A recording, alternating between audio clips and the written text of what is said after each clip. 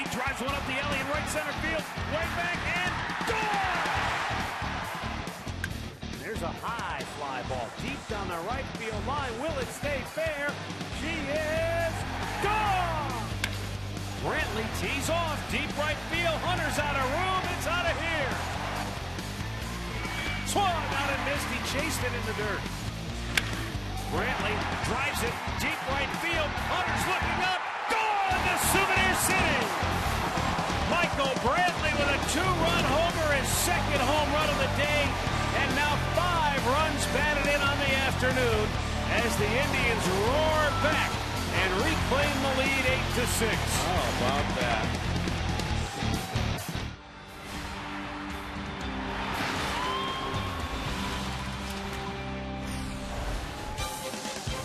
From Progressive Field in downtown Cleveland, it's Indians baseball tonight. The Tribe wrapping up their 4-game series against the Detroit Tigers.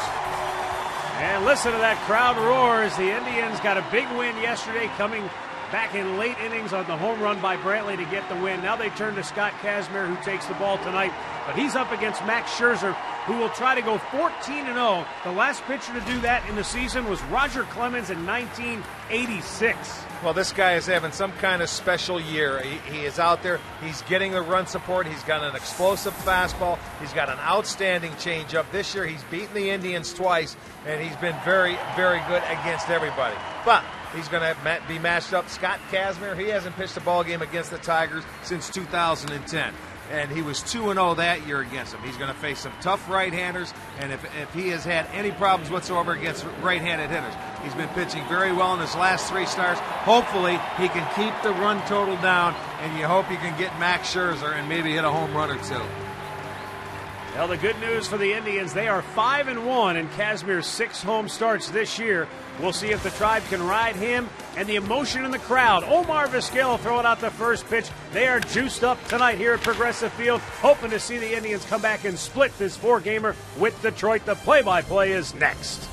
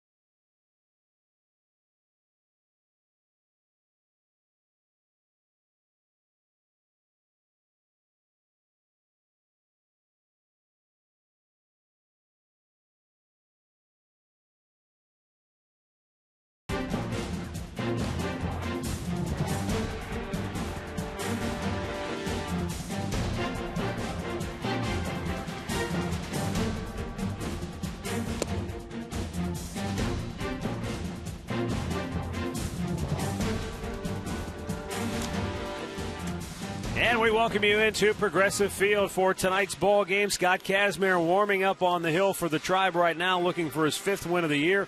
Let's take a look right now at Jim Leyland's starting 9 for the Detroit Tigers. Austin Jackson in the leadoff spot, followed by Torrey Hunter.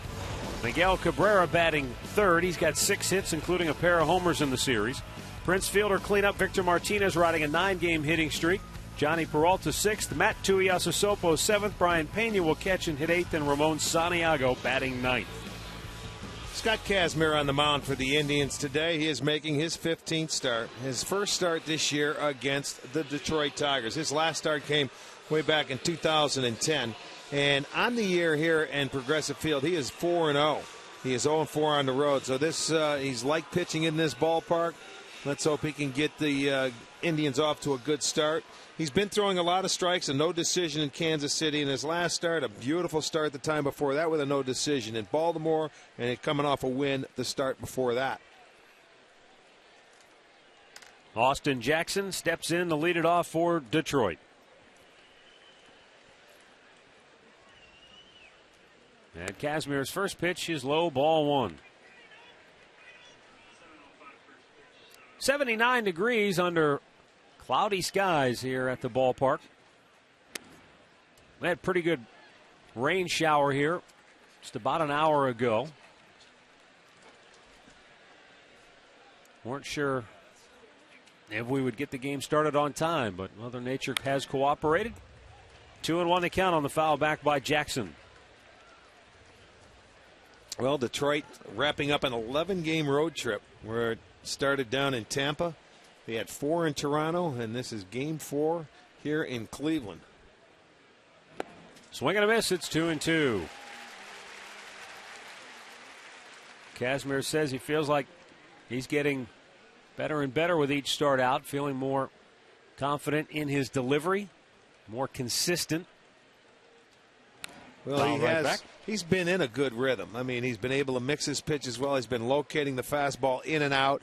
He's been mixing in his changeup, and he's got a good slider. But he's not afraid to throw his fastball. And the amazing thing, when Gomes is behind the plate, he has been better with him catching. I don't, for whatever reason, whether they're on the same page, he has made 8 starts with Gomes behind the plate. He has a 3.33 ERA. With Santana behind the plate in 6 starts, he has a 7.39. So, wow, for whatever, it's a huge difference. So I'm sure that's one reason why Gomes is behind there tonight. Now the 2-2. Hit on the ground, backhanded sharply by Mark Reynolds, who takes it himself, 1 away.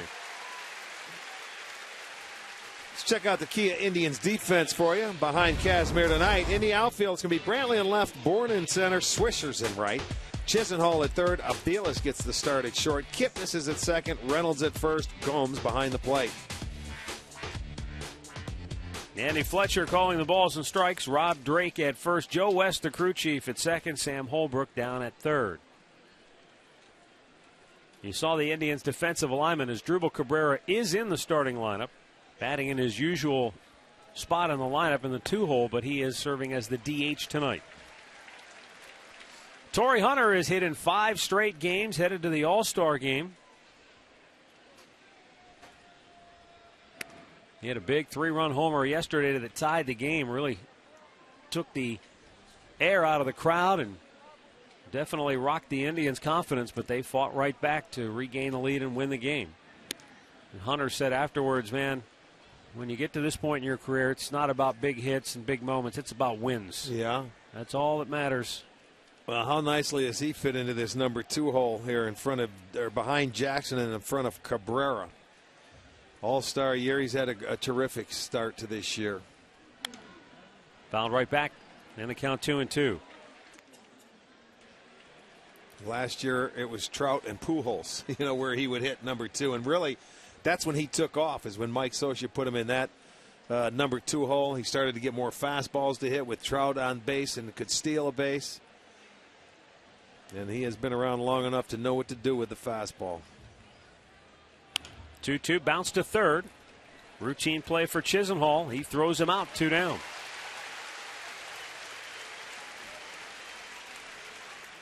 Let's check out our keys to the game tonight.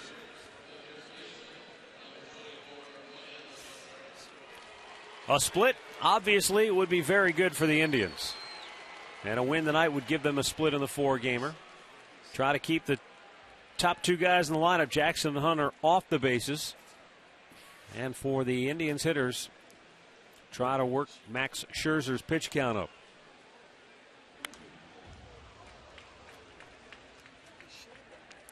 Miguel Cabrera, 6 for 13 in the series with 2 home runs. McCory Kluber said yesterday we wanted to be aggressive against Cabrera and Fielder early in the game. Bounces it to short. Aviles throws him out. A 1-2-3 first inning for Scott Kazmir. The Indians are coming to bat.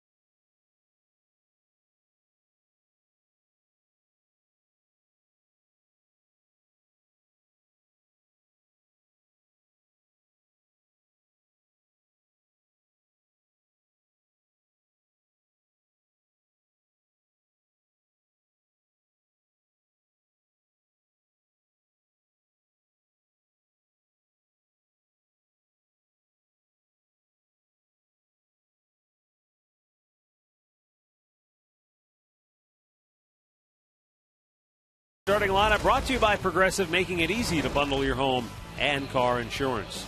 Michael Bourne leads it off, followed by Asdrubal Cabrera. Jason Kipnis bats third, then Nick Swisher in the cleanup spot. Michael Brantley batting fifth. What a game he had yesterday. Mike Aviles sixth, then Mark Reynolds. Lonnie Chisenhall, who's hit in 3 straight, and Yan Gomes batting ninth. Max Scherzer making start number 18. But look at his numbers. 13-0 in 116 and 2/3 innings. 81 hits, 139 strikeouts. Michael Bourne takes a fastball for strike one.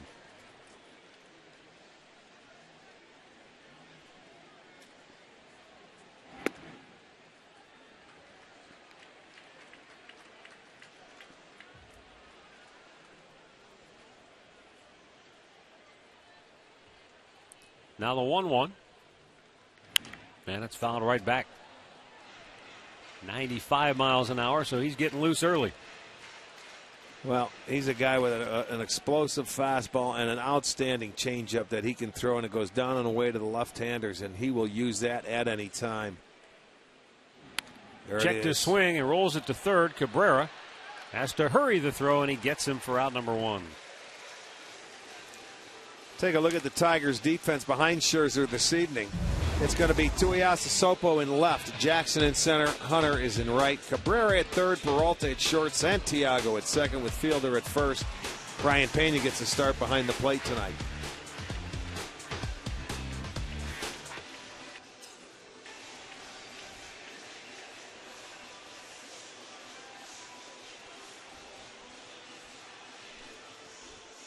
Asdrubal Cabrera, hitless in the series and 0 for his last 15 at the plate.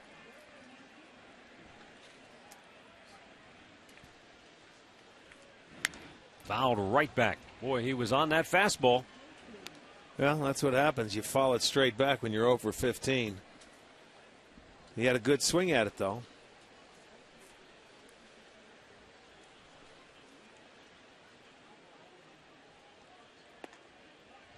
1 ball, 1 strike. Max Scherzer says of his terrific start, quote, "I don't judge my season based on 13-0. I judge my season based on how I pitch." He says, "I thought I've pitched this season very well. I'm doing a lot of things right, generating swings and misses, minimizing walks, pitching with all 4 pitches, and when I do that, I'm going to be successful," and he certainly has been that. The 1-2. Off-speed pitch in the dirt. He's been around long enough. He knows. And it's like any starting pitcher. You go out there and you try and keep your team in a ball game. And the day you toe the rubber, you want your team to win. Now, whether you get that win or not certainly depends if you hold your team close. But you never know how much run support you're going to get, who you're matched up against. He's just happened to have everything go his way this year and has pitched beautifully. But he can ask Ubaldo Jimenez. Nobody remembers or cares how you start the year. It's how you finish. Can he maintain this? Can he continue to pitch well? I'm not saying he has to stay undefeated. But will he still be a dominant pitcher in September when they need him going down the stretch? Well, you know what? He seems to have harnessed a lot of the things big league pitchers have to do. He gets it now, and he is putting everything together. So you don't see any reason why he shouldn't. Well, we have an opportunity to play him. I never realized he was this good till the 2 times I watched him pitch this year. Because last year we hit him around a few times. 3-2, swung on and missed. Got him to chase one downstairs, took a little something off. 2 down in the first. With more on Max Scherzer, here's Katie Witham. Well, Matt, Max Scherzer has a tough changeup, but the thing Terry Francona told me the biggest difference he's seen within Scherzer from last year to this year is his effectiveness to lefties. Not only is he pitching inside, but he's staying inside against the lefties, which has really opened up the rest of the plate for himself. And that's that changeup or his breaking ball or whatever he wants to use. If you can show the fastball inside and prove you can throw it for strikes to a left-hander, you use the whole 17 inches, and it even makes it bigger than that. Now the 1-0 pitch to Jason Kipnis. Swung on and missed.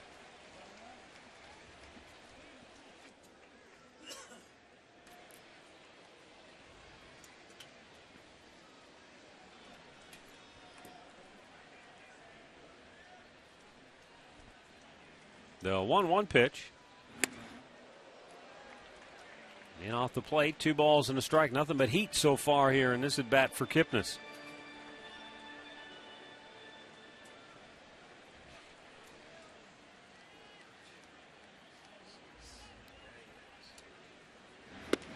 Outside, 3 balls and a strike.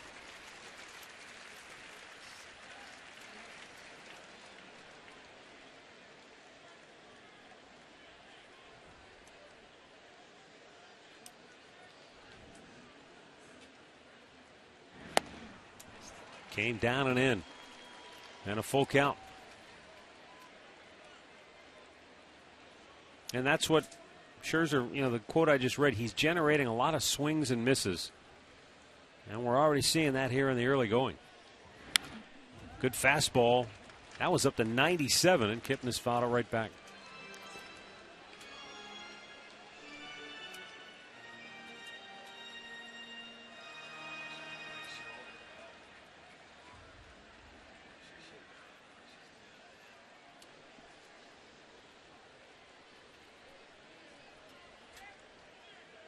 And the payoff pitch.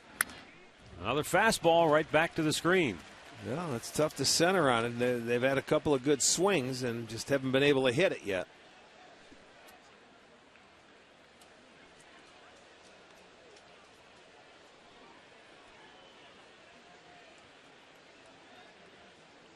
Again, the 3-2.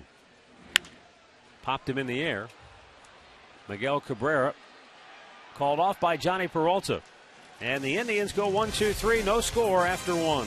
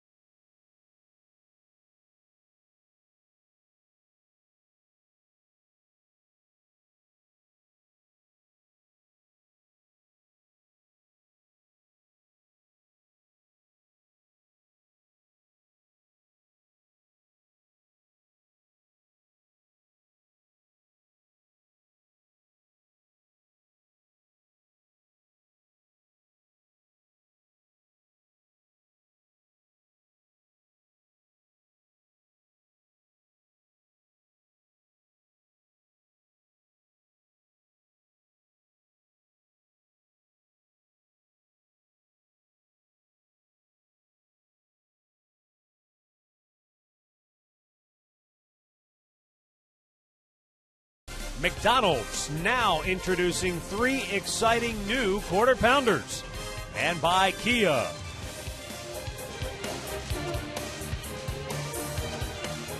No score, second inning. For Detroit, Prince fielder Victor Martinez and Johnny Peralta.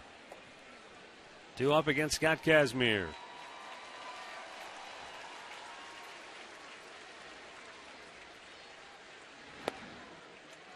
And a fastball in there for a called strike.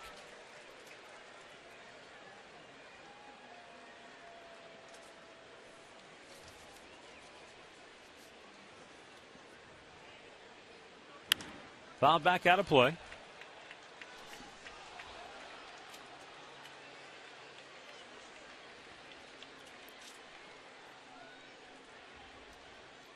Prince fielder will be headed to the All-Star game, and he'll be taking part in the Home Run Derby.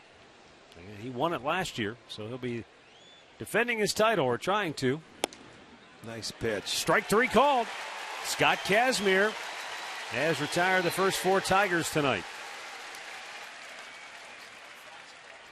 Check this fastball out on our Nissan pitch tracker. Right there. Plenty of plate at the knees. Good pitch. As we said, that's what I like about Kazmir. He's not afraid to throw that fastball. You keep it down, you move it in and out, and you can get through that lineup that first time.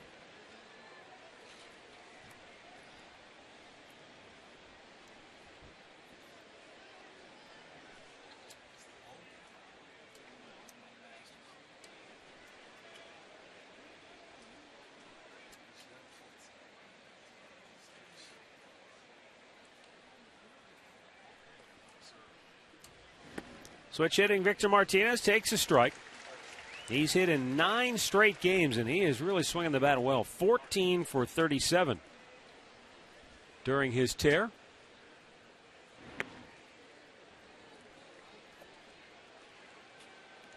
Kazmir had thrown 8 straight strikes until that little changeup. Ooh. But you can see a little history here, and you know there was a little cat and mouse going on before. You see how long it took Victor to get in the box, and Kazmir walked off the rubber. He yaks it down the left field line. That'll head to the corner. First hit of the night for the Tigers, and it's a double for Martinez, his 16th of the year.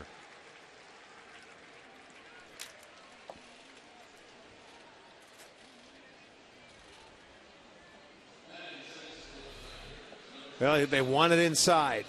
And Victor looked at it, and he turns on it. That ball was in, but not in enough, I guess, because he laced it into the left field corner. Double for Martinez. So Detroit will have an opportunity now to get on the board.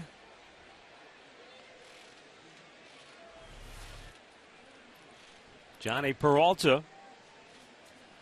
He's gone 4 for 14 in the series. Pitch inside, ball 1.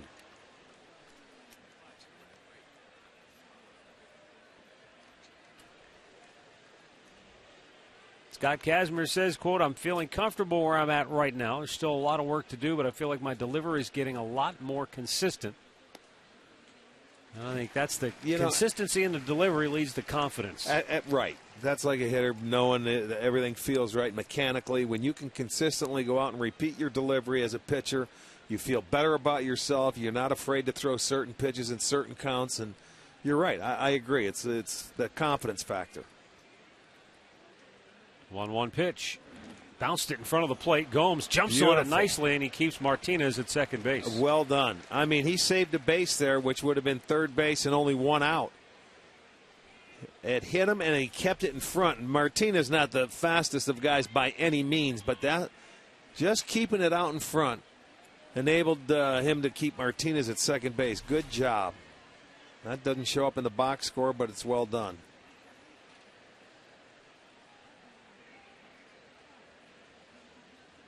Two-one pitch. Down on the dirt. 3-1.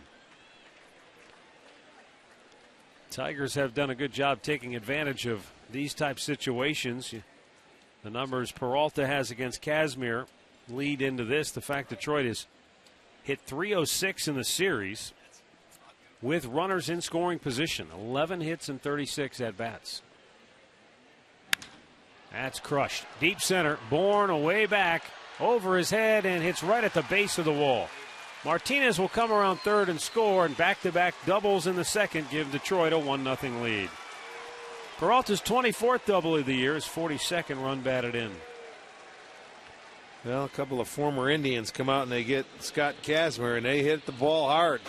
They had good numbers against him, and Peralta puts a nice swing. That ball was down the middle, though, so he hit a ball that's maybe the worst pitch that Kazmir has thrown yet. It went over the head of Michael Bourne, hits the screening in the bullpen, deadens that ball, so Tigers will take an early lead, 1-0 on back-to-back doubles. Matt Tuiasosopo, as the rain begins to fall here at Progressive Field, takes a strike. Tell you, Rick, judging by Kazmir's reaction off the bat, I think he thought it was going to be a home run.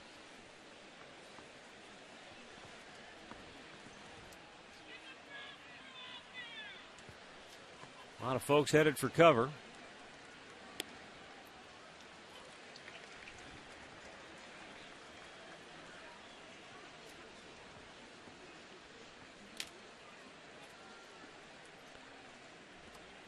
Tuiasosopo in limited playing time has done a nice job. He's hit .338. Swing and a miss. And there are two down now here in the second inning as you take another look at the double by Peralta, and you see how Kazmir's reaction. He knew it. He knew he made a mistake right there. He was hoping Bourne might be able to track it down, but it was just hit too hard, got over his head. So, all right, they're on the board. Get out of this inning and keep it at 1-0. Brian Pena, switch hitting catcher. Again, hasn't played a lot, but when he has, he's been productive, hitting .290. And against the Indians, should we even go there? Well, he always seems to do well against us. 7 for 14 this year. This year? Yeah. Even when he was with Kansas City. Yep. Well, he's a guy, you know, he comes to play when he gets a chance. He's not looking for a walk. I mean, he's an aggressive swinger. And he finds the barrel. When you're that kind of player and you're playing on a team like the Tigers and you get a chance to play, you've got nothing to lose, man. You go out there and have fun because you don't know when you're going to play again. Let's go. Have the time of your life. He's catching the best pitcher in baseball right now, and he's getting a chance to get 4 at-bats. Brief rain shower seems to have subsided already. Now the 1-1. A little bit outside. Yeah, I think he wanted that. That was a pretty good pitch. Backdoor slider. He slapped his glove. I think he thought he had a strike there.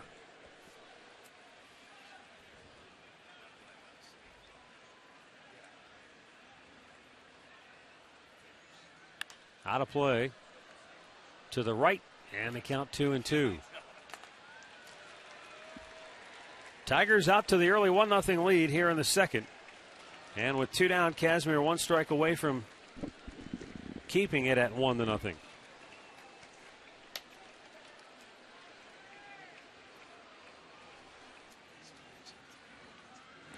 That breaking ball straight down into the dirt. Another good block by Yan Gomes.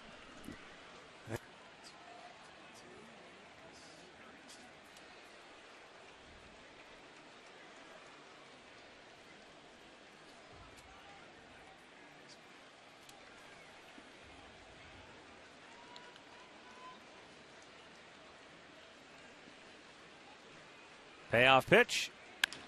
Right back up the middle. Cut off by Aviles. Throws to first. Reynolds can't dig it out. And halfway down the line, Peralta stops and scampers back to third. I'll tell you, that was really 2 good plays. I didn't know if Aviles was going to even throw it. I thought he was just going to smother it and maybe turn to throw to third base. He ended up going to first base. Reynolds had the backhand, and if he picks it, they may get the out. But he keeps it in front, and I'm surprised Peralta stopped. I'm surprised he didn't keep running. That would have been a heck of a pick. And then he starts running. He beats it out. Let's see. Yeah, if he picks it, he would have been out. Well, it's first and third and goes as an infield single. And now Ramon Santiago, the number 9 hitter. I'll tell you what, a lot of guys in that situation, if you're on second base with 2 outs, you're running hard, you round third base, you score on that play. Just keep rolling.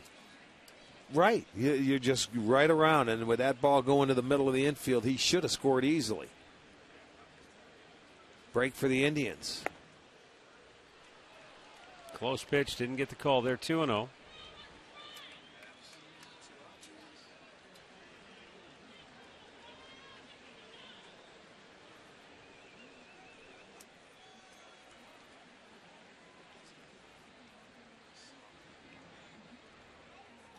Pena, not likely that he's going anywhere. Ramon Santiago drove in a couple of runs in the series opener with a 2-out RBI, 2-run hit. And it's 3-0. Well, he has gazed in, I'll tell you, a couple times. Let's look at it. Our Nissan pitch tracker, that's, oof. It's close. He's thrown a couple in this inning he thought he might have had. There's a called strike.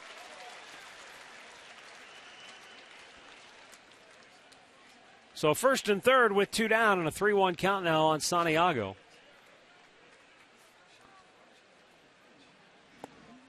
And that's low, ball 4. So he walks the number 9 hitter. And the bases are loaded now for Austin Jackson in a long second inning after he went 1-2-3 in the first. Struck out Prince Fielder to start this inning, but gave up the double to Martinez, the RBI double to Peralta. Struck out Tuiasa Sopo, but then Pena got the infield hit, the walk to Santiago, and now he's going to have to continue to work hard to get out of the inning. Take a look at today's injury report brought to you by Elk & Elk Serious Lawyers. For serious injuries, call 1-800-ELK-OHIO.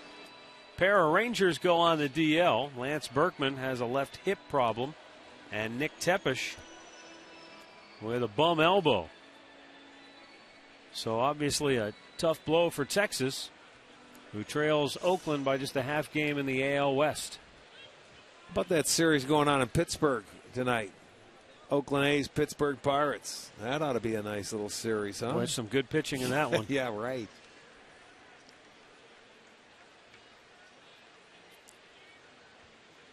Kazmir delivers. Jackson fouls it right back.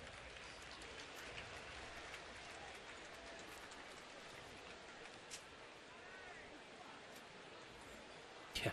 Who would have thought in spring training back in March if you'd have said when Pittsburgh and Oakland meet on July the 8th, it'll be a battle of first-place clubs. Yeah, and they got 2 All-Stars going against each other tonight. It's Cologne against Locke, the left-hander who was leading the league in ERA. Don't know if he still is. He's awful close if he isn't.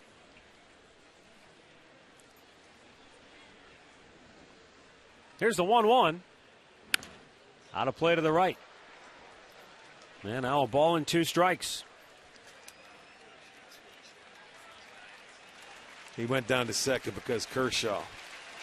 Kershaw twirled a dandy against the Giants.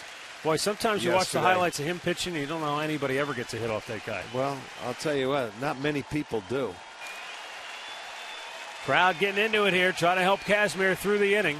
Bases loaded, 2 out, 1-2 pitch. Swing and a miss. He struck him out. Kazmir strikes out 3. Tigers leave him loaded, but they get on the board first, leading 1-0.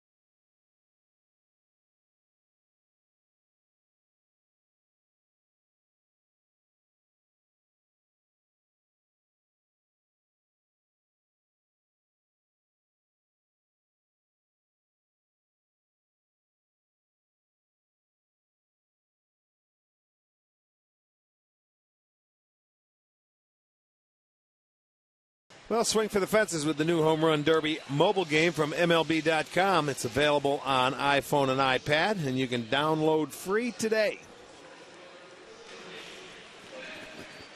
Ominous clouds surrounding the ballpark. And at the same time, the grounds crew perched behind the tarp down the left field line as we start the bottom of the second inning. Yeah, I think they know something's coming, but let's go, boys. You never know. They've been wrong before. Nick Swisher will lead off this inning for the Tribe. He's gone 3 for 8 in the series.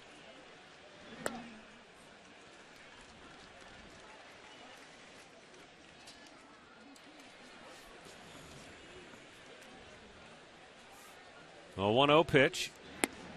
You know, Rick, I thought Nick said something interesting after the ball game because pro athletes, rarely do they ever admit to anything like pressure or things of that nature. But he said, you know, when we play loose and free and easy, he said that's when we play our best. And he said, we've got nothing to lose. We're the underdogs. He said, shoot, Detroit's got 6 guys going to the All-Star game. And he said, but sometimes when we feel like we've got to win this game, we tense up and we don't play well. No, it's a lot of people, that's just a different way of saying relax. Just be yourselves. You know, there's a lot of different ways to look at it. And a lot of times, you know, teams, I think, wear their personality of their manager sometimes. And Francona's loose. He wants them to stay loose. Here's our great clip of the game from yesterday. Michael Brantley, a career-high 5 runs batted in. Early double set the tone. Blast off number 1, and then blast off number 2. After the game, Torrey Hunter said, man, he looked like Barry Bonds out there. Great clips. It's going to be great. He was Barry Bonds yesterday. I mean, you have that kind of a day, a double and 2 home runs and 5 RBIs, and that's about as good as you can do. He had a terrific day. And, I mean, the home run, the second home run he hit, that was the big one because. Oh, how about this? Scherzer hustling off the mound, but no play. Extra base hits yesterday. Start off a little Toki, a nice little bunt base hit there. Nicely done. Get a base runner, get him out of the stretch. And Cabrera nowhere in sight. Scherzer realized by the time he picked it up, he didn't have a chance. He wanted to. Okay, there's my hit. What are you going to do? Beautiful. Nicely done. Nobody on. You break up that no-hitter. Second inning, now you get him out of the stretch. Yesterday before the game, Jim Leland told Terry Francona how much he liked Michael Brantley, the way he plays the game. And Terry said, we like him too. Yeah, well, we have the opportunity to see him play every day, and he's not an excitable guy. He's a perfect everyday player. He stays even keel. He's free and easy. He never tries to do too much. And he's getting better every year because he's getting to know the league, know the pitchers, and I'll tell you what, he's learning how to drive in runs and becoming very good at it. Well, Terry said, you know, I think he really likes being in those positions when he has a chance to drive in runs. But he said he doesn't change the way he approaches it, but he said, I think he really likes it. Why do you think he hits him 4th if Swisher doesn't play? Or he hits him like today, he's hitting him 5th. To show you he doesn't change, he hit 2 home runs and a double yesterday. He bunts his first at bat today. How many guys would do that? Other guys would want to go out and try and hit another home run because they've been swinging the bat very well. And they swing themselves right into a slump. Sure. Michael Brantley's going to hit for average, and he's going to start driving more runs in, and he can hit anywhere in the lineup. If you find him one spot in a lineup, I think he could be tremendous. Very light rain beginning to fall here. 1-1 pitch. And Avila's line drive base hit left center field. Brantley hits second, and he'll hold right there. Didn't get a real good read on that ball. No, and Michael kind of slaps his hands as if to say, I should have been on third base there. You know what? I think he realized he could have went to third because Tuiasa Sopo was going to center field or heading that way. He was going to his left. He would have had to stop, plant, and make a perfect throw to third. And I think Michael could have hit the bag and went. And I think he realized it just a step too late. Watch, he gets there. And then he didn't expect him to throw back to second base. That's all right, though. First and second, you see what it does when you get a guy out of the stretch. Especially a good starter. He's got to get a rhythm for that, too. Boy, could they use a big hit from Mark Reynolds right here, and he could use it as well. 0 for his last 23.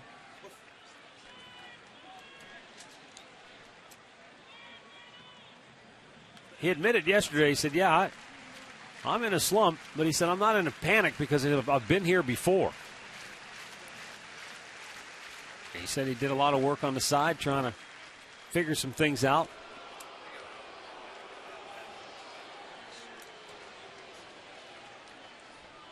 He said, right now I'll take anything, a swing and bunt, a blooper.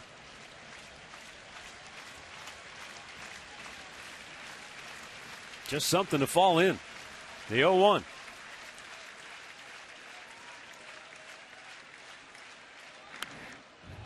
Right in on his hands, foul back. Yeah, with movement. How about that one? That was 97 and it had run inside. The one thing that Mark's been doing a little bit, watch the movement on this pitch. He's sitting away, but it starts in and it kept going in. You know, he got underneath it on the side. Is that when you...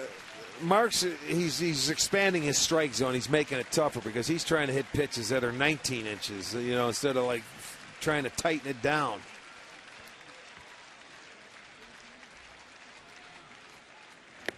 Swing and a miss. He strikes him out. 2 down.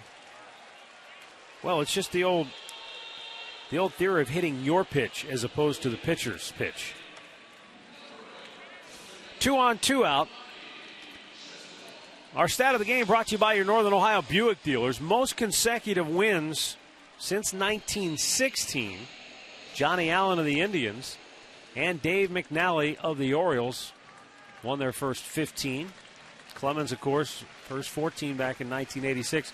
Your guy, Ron Guidry, also won his first 13 in 78. That was a magical year for him.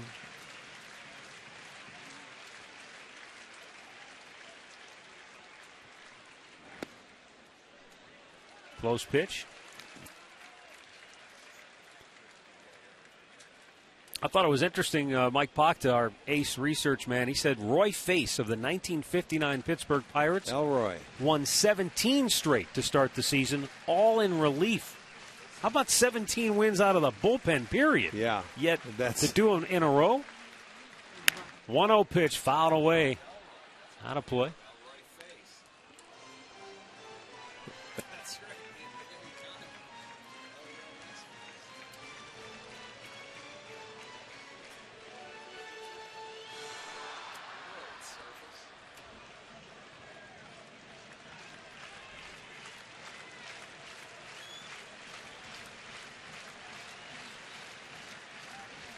Scherzer sets with 2 on and 2 out.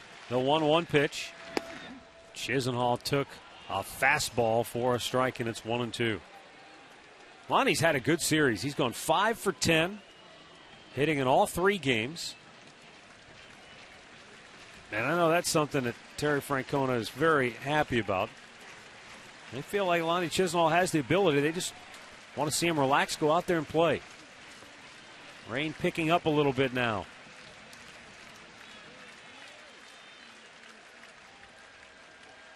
The 1-2. Fouled right back out of play.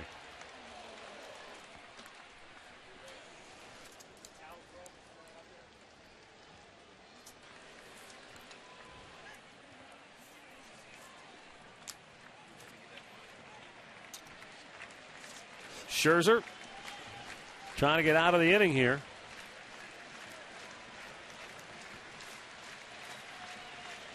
The Indians are looking for a big hit from Chisenhall. Try to take back the momentum. And the 1-2. Fouled away into the crowd.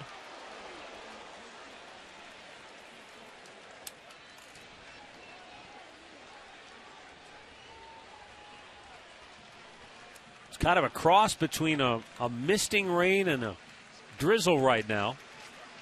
And the wind is really whipping. It's blowing out toward right field.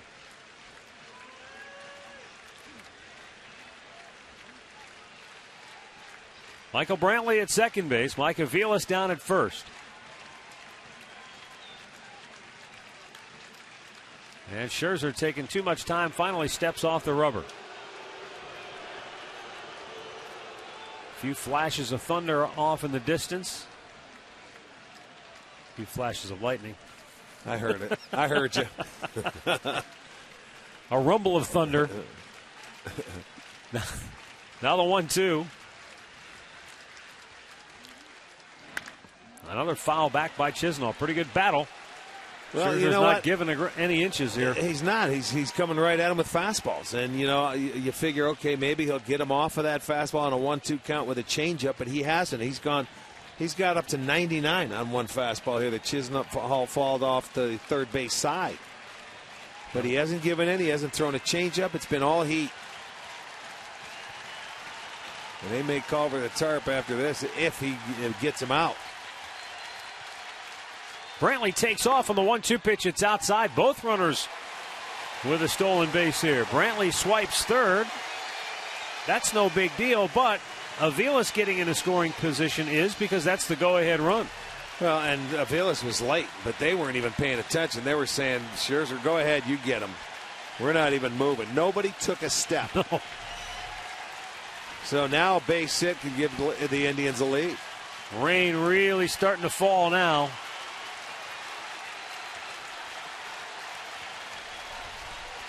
And Scherzer wants Pena to come out, and that's going to give Joe West time to look around. That last rumble of thunder, he turned from his position at second base and looked out beyond center field.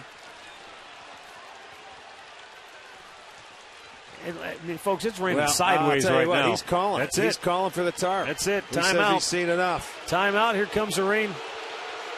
And the tarp is coming out, and it is really blowing the rain every which way. And Scherzer doesn't look happy about it, but had he not stepped off the mound and asked for time, he might have had another chance to throw another pitch to get out of the inning. But once he started dilly-dallying around, Joe West said, bring on the tarp, boys. So we've got a rain delay. Brought to you by your Northeast Ohio Regional Sewer District. And the grounds crew always makes it a little tougher when you get some winds whipping. But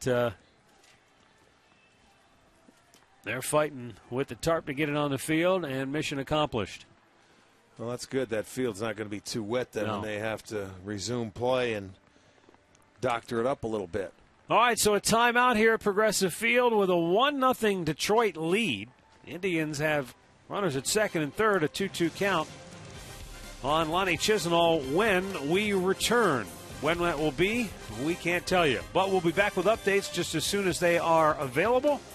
In the meantime, stay tuned for Tee It Up Ohio with Jimmy Hanlon. That's going to keep you entertained until we're ready for baseball.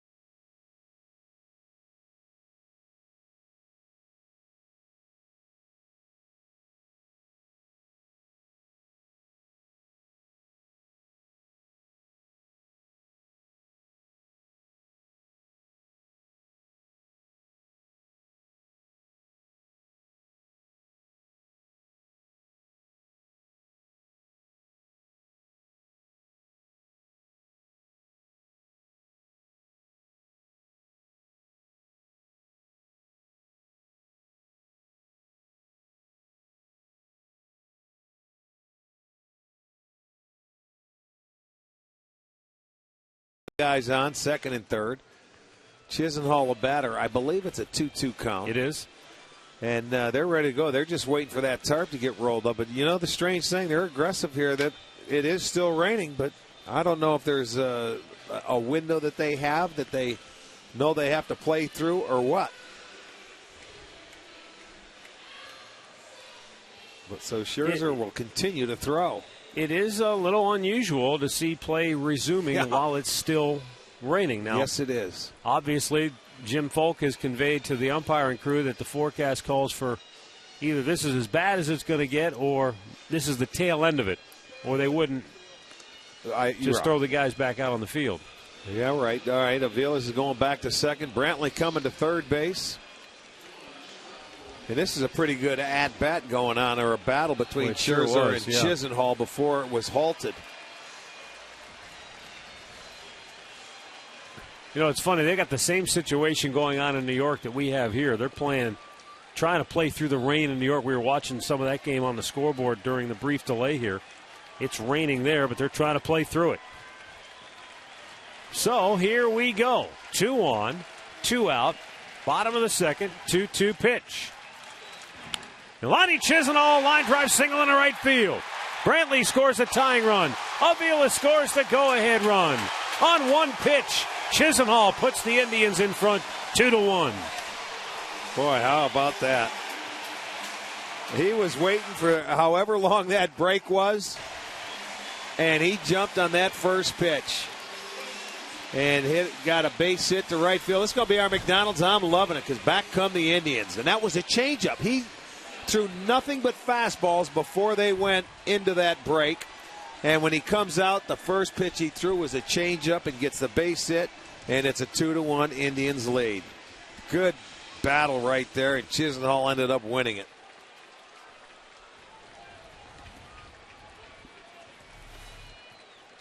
Two-1 Indians. And now Jan Gomes lifts one in the air to right field. Torrey Hunter is there. He'll make the catch. The inning is over. But after the brief rain delay, Lonnie Chisenhall comes right back to put the Tribe in front 2-1.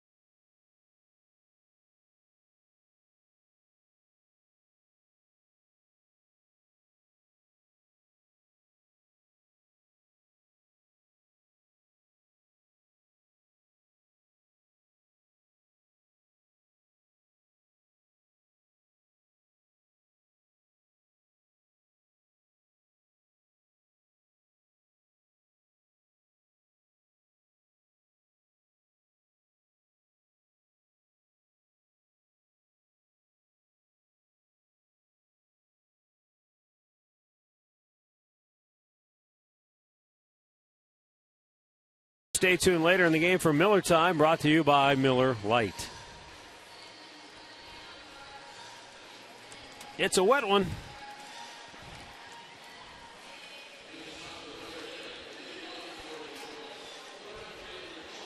So after the 20-minute rain delay, Lonnie Chisenhall comes out sitting on a first pitch. I don't know if he's sitting on the off-speed, Rich, or if he just reacted. Well, it was the only one he got in that at-bat. He went, power fastball to everything. He threw the changeup, and you know what? Before the break, It was everything from the stretch. He came back out when he got loose to warm up. Everything was from the full windup. He threw that pitch from the full windup. Chisenhall got the base hit on a low changeup. So well done. The Indians come right back and answered that one run in the top half of the inning with a pair themselves.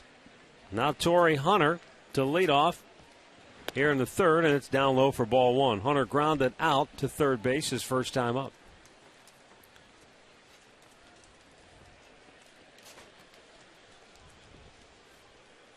Rain still falling as Hunter pops it up, and the wind is going to push that right back into the seats.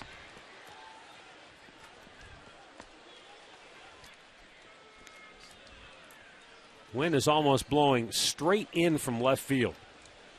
And it switched because it was blowing out earlier, wasn't it? It was blowing straight out. And then when this storm front rolled in, it just turned everything around, and it's coming right in off the lake. Blowing everything right back into our face here. Rain in the booth. 1-1 pitch. Hunter fouls it back, out of play. Doesn't bother you. Just keep my scorecard underneath the table for the rest of the night. That's where you have to put the pens in the way and remember. It's not rainproof.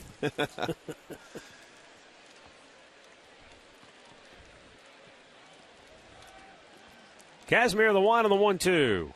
And a fastball hit on the ground of the second baseman, Jason Kipnis. What'd Kazmir do?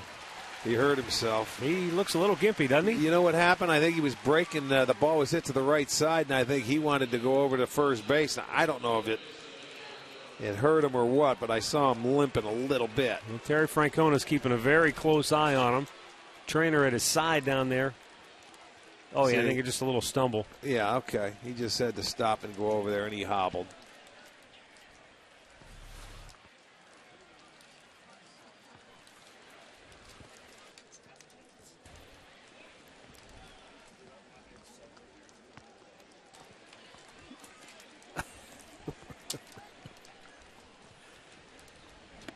Miguel Cabrera taking, it's a called strike.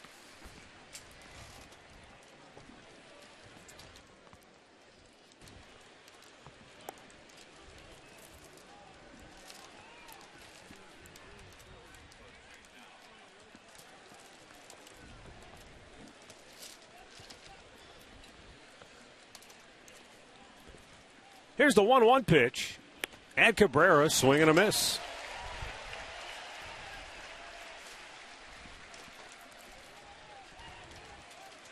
#12th in Major League history to have 90 or more ribbies before the All-Star break. Yeah, he's got another week to go. Or close. Grounded foul, third base side.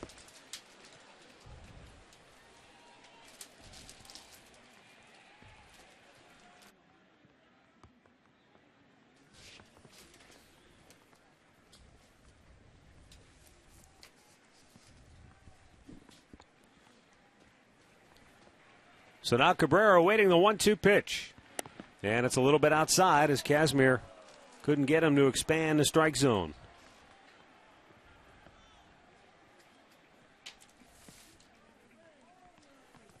He will on occasion, but he's got a very good eye, and he's leading the league in walks. I think he's leading the league in 10 different offensive categories. Tremendous plate coverage. I mean, he can go off the plate for base hits. He can stay on it, and very good eye at the plate. And all of Kazmir's hits have come with less than 2 strikes. Fouled back. See, that was an excellent pitch by Kazmir, and he was able to just foul it off. Down and away, and it might have been off the plate. I mean, it was a great pitch. As far as if you're a pitcher, you have 2 strikes, it's an excellent pitch. But what the good hitters do, they foul it off and live for another one.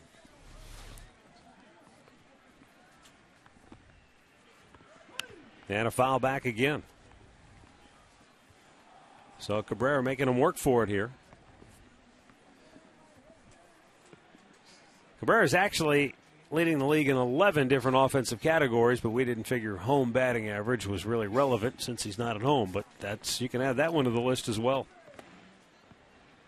Downstairs in a full count.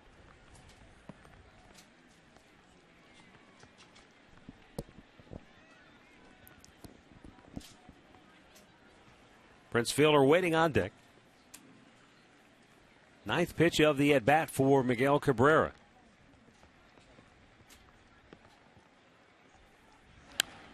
Another foul out of play. And, boy, it looks like he's sitting for something off, so he just fouled that pitch off on the inside corner.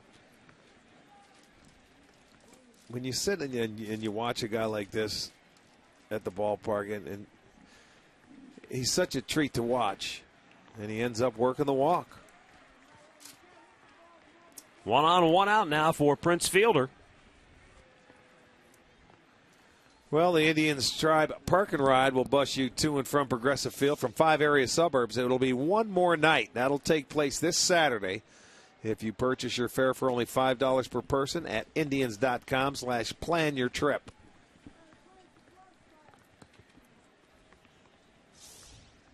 Now here's Prince Fielder. Called out on strikes his first time up. That's in the air. Left field. Brantley back on the track. And now comes in a step to make the catch.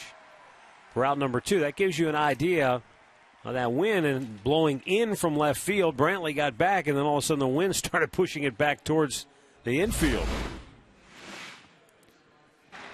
There's our AT&T U-verse rewind. Victor Martinez and Johnny Peralta, the former Indians, they have both swung potent bats in this series. They have combined for 11 hits in the series. Well, they come up in this park. They know this ballpark. They feel very comfortable in this ballpark. And they are swinging it well here. Victor takes a strike. He doubled and scored in that second inning. Rain still falling.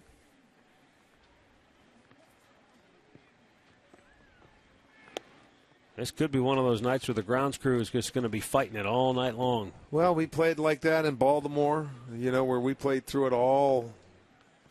Boston, yeah. All night, all game long. Yeah. But it was cold back then when we were there. Yeah. And the ground crew, every inning they were out there with the diamond dust. Weekly chop towards second. Kipnis will flip it to Aviles, and the side is retired. We'll go to the bottom of the third. The Indians 2 and the Tigers 1.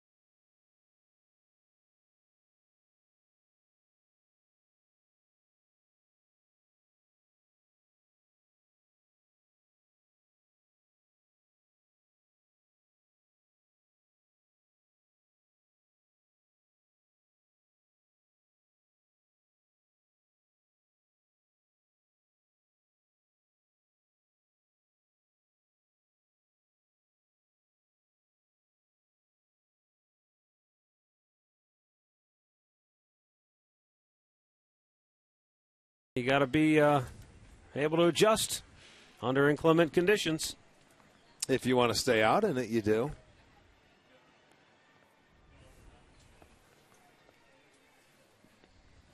Max Scherzer getting loose as we take a look at our Firestone Complete Auto Care Extra Mile Index. The Indians with 2 outs lead the league in runs scored, batting average with runners in scoring position, RBIs, and that's coming into tonight. Yeah. And what do you know? Tack on Two more. 2 out, 2-run single after a 20-minute rain delay. Lonnie Chisenhall, first pitch he sees, bang. 2 more runs come in on the 2-out RBI hit. Those have been great hits for the Indians all year long, and none bigger there. Look at Scherzer upset. I wonder if he second-guessed himself because he did nothing but pump fastballs before the rain delay. The only changeup he threw was after it and went for a base hit. I could probably see his thinking. I could too. I threw him nothing but fastballs. He was following them all, found off. I'm going to go change up, and he's going to be sitting fastball. He didn't execute it, though, Go maybe. figure. No, that was not a bad pitch. Chisenhall's a good low ball hitter. Michael Bourne grounds one right at Santiago. 1 down. That'll bring up Asdrubal Cabrera.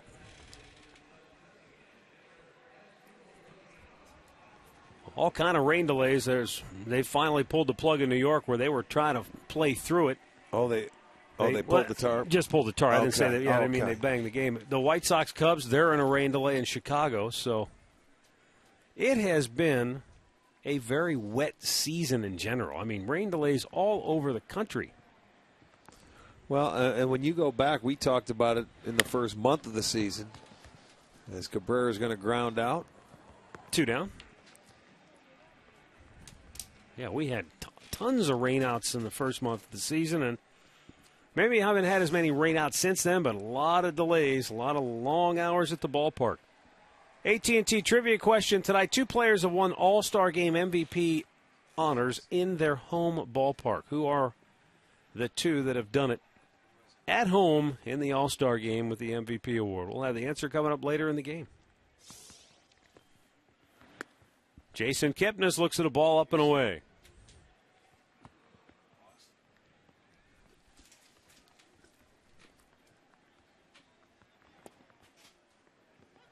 And it's at the knees, a called strike.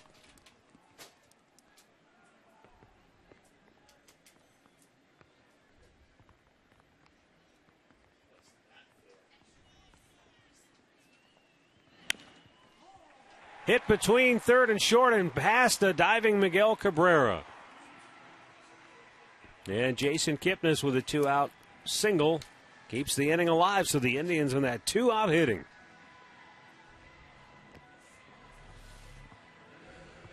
Well, you talk about staying on it. That's letting that ball track deep, and Cabrera was even with the bag.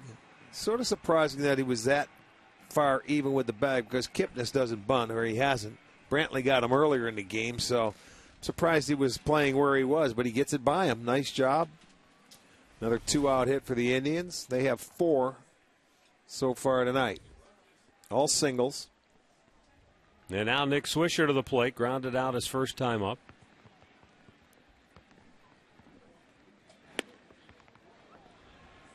Pretty good fastball, swung through it.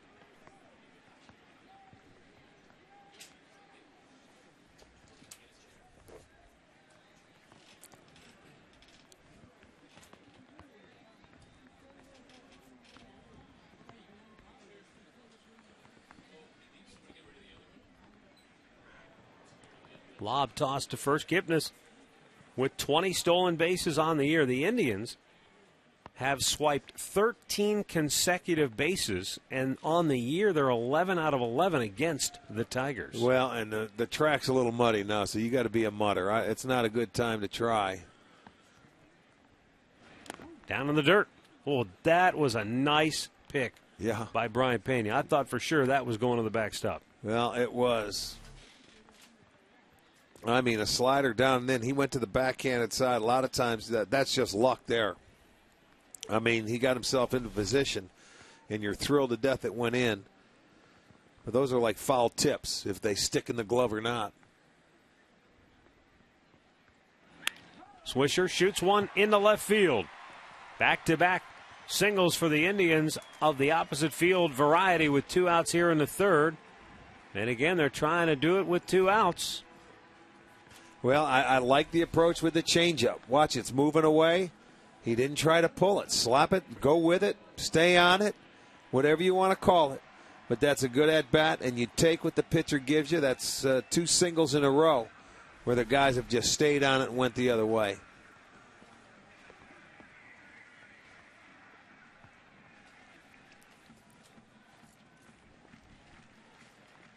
Michael Brantley. Bunt single, came around and scored in the second. Takes a pitch up and away. Just to update that stolen base stat, the Indians had the double steal in the second. So now 15 for 15 in their last 15 tries overall, and 13 for 13 against Detroit. 2 on, 2 out. Brantley awaiting the 1-0 pitch. Upstairs. You know, Scherzer came into this game giving up 81 hits in 116 and 2/3 innings. The Indians already have 5. They're into the 3rd inning, so their approach has been fine. Even though they're all singles, this is not an easy guy to string many hits together with.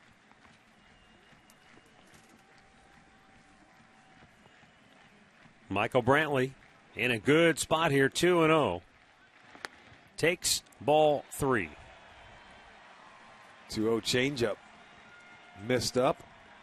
And that's the patience of Michael Brantley. He's going to make you get in the zone. Look at that. With 2 outs and runners in scoring position, Brantley among the very best in the American League. The 3-0. And he shoots a fastball in there. Yesterday when Brantley hit the home run in the 8th inning off Al Albuquerque, it was a 3-1 count, and Avila said after the game, hey, we didn't want to walk him there. Right. And he said, give the guy credit. It was a good fastball. It was, upper 90s, and he got the head out and squared it up. 3-1 pitch. No, he turns to second, nothing doing. That may be a question I'd love to ask Michael Brantley. Would you like to swing at a 3-0 pitch? Like, I'm sure if he wanted to, with his patience and his discipline, that Francona would give him the green light. But 3-0 for him, I would ask him if he would like to, because he's patient. Some guys don't like to swing 3-0. Some guys do. Well, he takes ball 4 here, and the bases are loaded.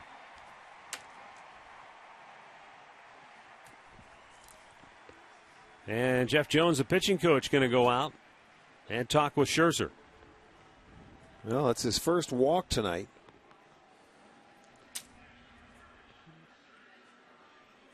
So they have made him work the last 2 innings. He had a quick 1-2-3 first inning. And then that second inning, it started to rain a little bit. I don't know if it got to him. They had a couple of base hits. And it was the bunt single from Brantley that really got it started, wasn't it? Got him out of the first hit, got him out of the stretch. Then Avila's had a great line drive single. And after Reynolds struck out, Chisenhall delivered. Of course, that was after the Indians had the double steal, which obviously paid dividends because you got that runner in a scoring position. That was the go-ahead run. Now Avilas checks. It's a called strike.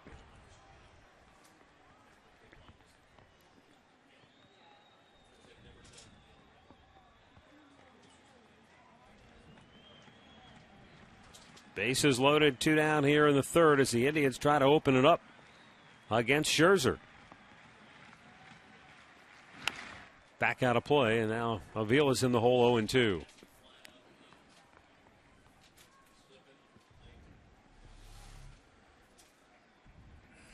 Ooh, he had a fastball that came back over the plate. They wanted it away. You can see Pena looking back there, but Avila's a little tardy on it.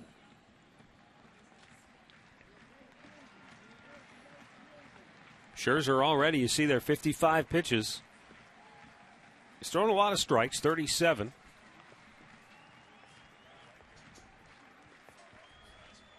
And the 0-2. Just got a piece of that to stay alive.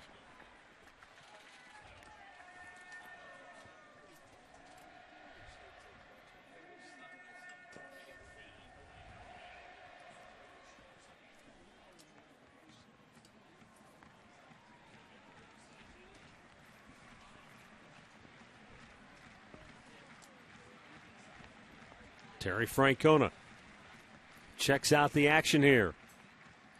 2-strike pitch to Avilas. Right back to a Scherzer. And he will flip it to first to end the inning. Tribe leaves him loaded. After 3, they lead it 2-1.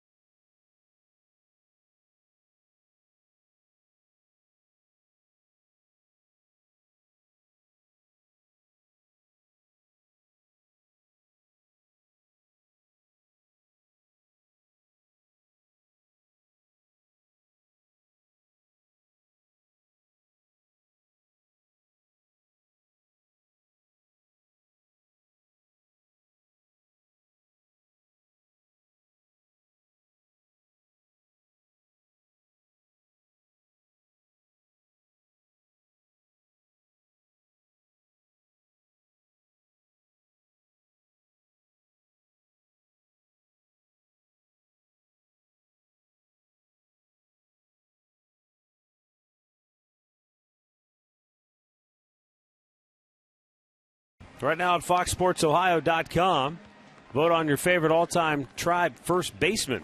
Are the Cavs serious about Andrew Bynum? And read what NFL player had to say about meeting LeBron James. Get complete coverage. All today's action involving Ohio sports on foxsportsohio.com. Still raining, and we're still trying to play through it.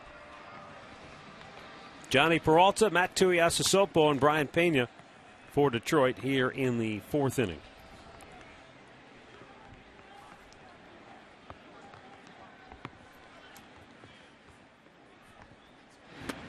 Pitch inside, ball one to Peralta.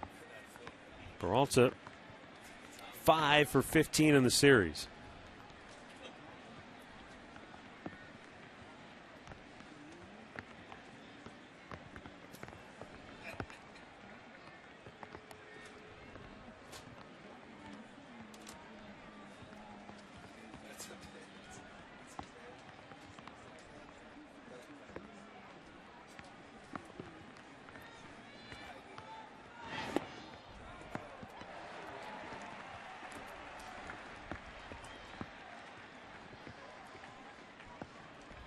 Pretty big hook for the left-hander. Fastball, boy, he wanted that one. That was close to being a perfect pitch, right at the knees. I guess it was a little bit outside. Well, he's made some good pitches tonight, and if he's missed, it's just been off the dish. And he hasn't called that all night. For whatever reason, he just doesn't. But I'll tell you what, you keep making those pitches. Those are great pitches. Out of play.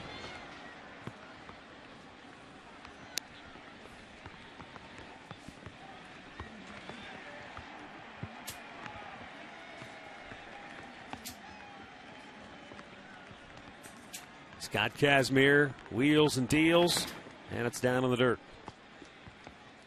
Full count.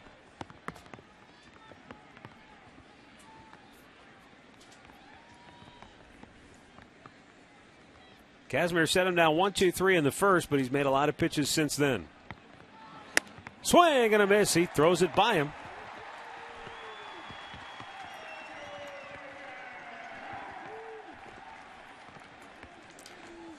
Elevated the fastball here on Peralta. They wanted to go inside. They got it up. It was actually down the middle, but it was above the belt. Tough pitch for hitters to really get anything on or get on top of. They can foul it off, but he didn't. He swung and missed. Fourth strikeout for Kazmir.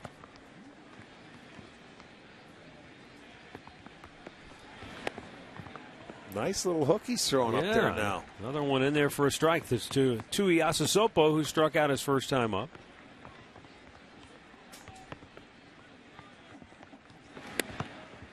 Outside with it, 1-1.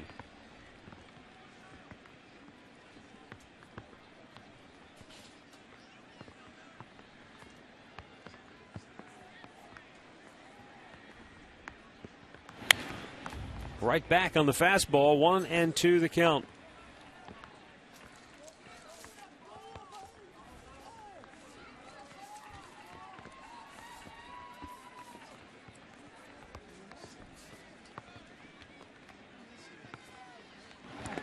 Breaking ball in the dirt. Tigers will head home after tonight's ball game. They'll go into the All-Star break with a 3-game series against Chicago and then a 3-game series against Texas. Do you believe they haven't played the White Sox yet? They'll play them a lot from here on out. Yeah.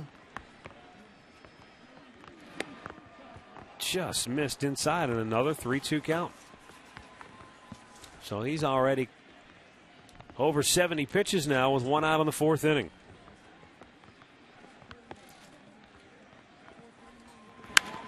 Three-two hit pretty well. Deep right field.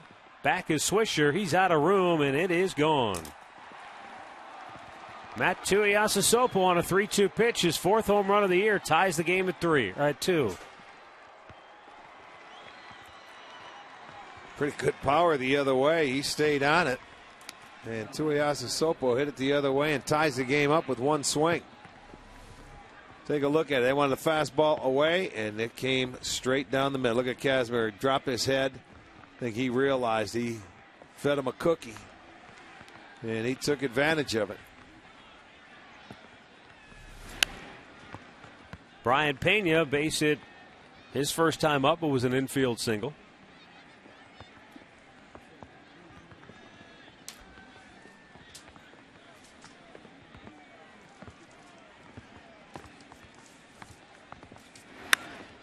Shoots that one out of play, 0-2.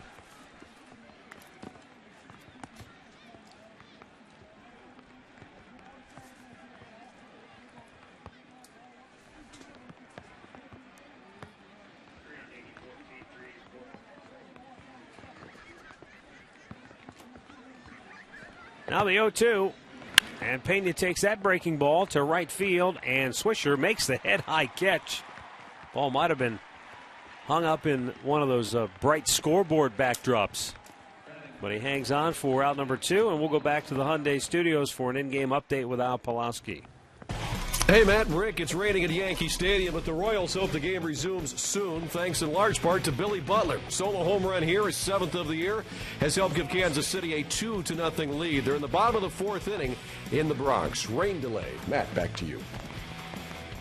Thanks, Al. Ramon Santiago taking ball 1 down low. 2-2 our score. We're in the 4th inning.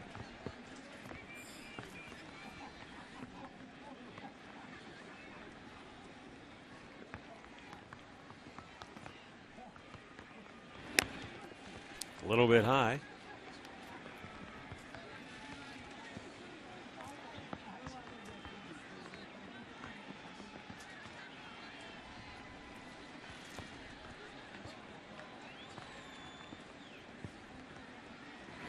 Fastball hit to right field. Swisher gliding back, makes the catch onto the warning track, and the side is retired. Solo homer by Matt Tuiasosopo, though, has tied the game at 2.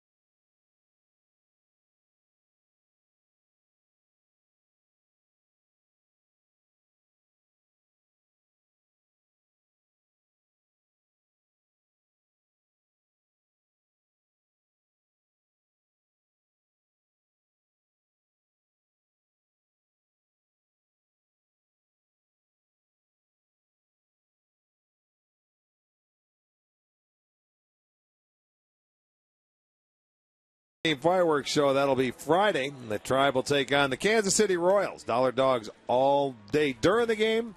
After the game, you'll get fireworks set to disco music. That's Friday night. Kansas City Royals in town.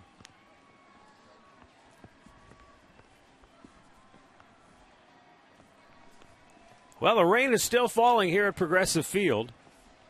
The grounds crew is getting a little extra time to try and throw the drying dust down. That's a great look, though, at just how the moisture is starting to accumulate. I mean, these guys are doing all they can, but they're going to have to do it every half inning and, continue to do it.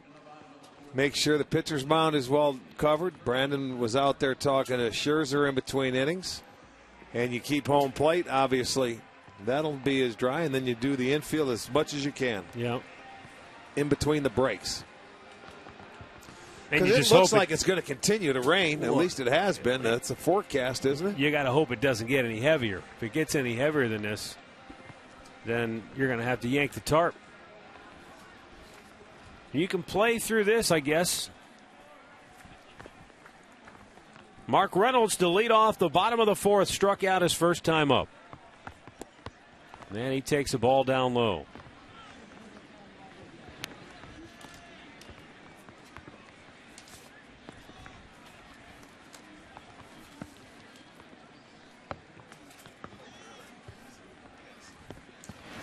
Swung on and missed. Tried to hold up 1-1 the count.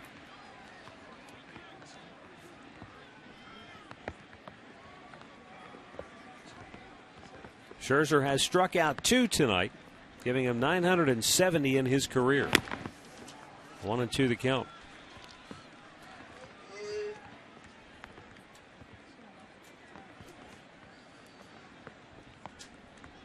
$141 strikeouts already this year. Right back up the middle. Will it get through? Santiago's off balance throw, and Reynolds beats it out. The slide is over. After an 0 for 24, Reynolds an infield single to lead off the bottom of the fourth. And he said last night, look, I'll take anything. A bunt, a broken bat, a blooper, I don't care. Well, however it comes, it's got to come. And I'll tell you, there will be nobody happier than him. He was waiting for that ball to beat him over there. He had to run for his life. And Santiago delivered a code red, but not before that he could beat it out. Did you order the code red? Yeah, Mark Reynolds got it. Beat it out for a base hit. All right, Lonnie Chisenhall, big 2-out, 2-run single in the second inning.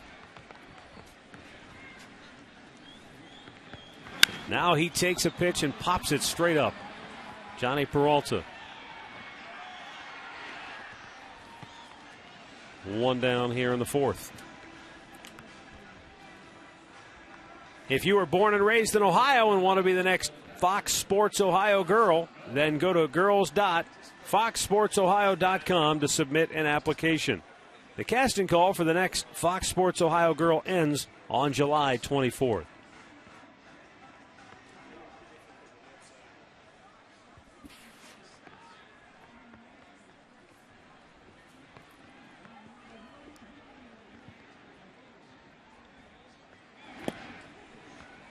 Yan Gomes fly to right his first time up.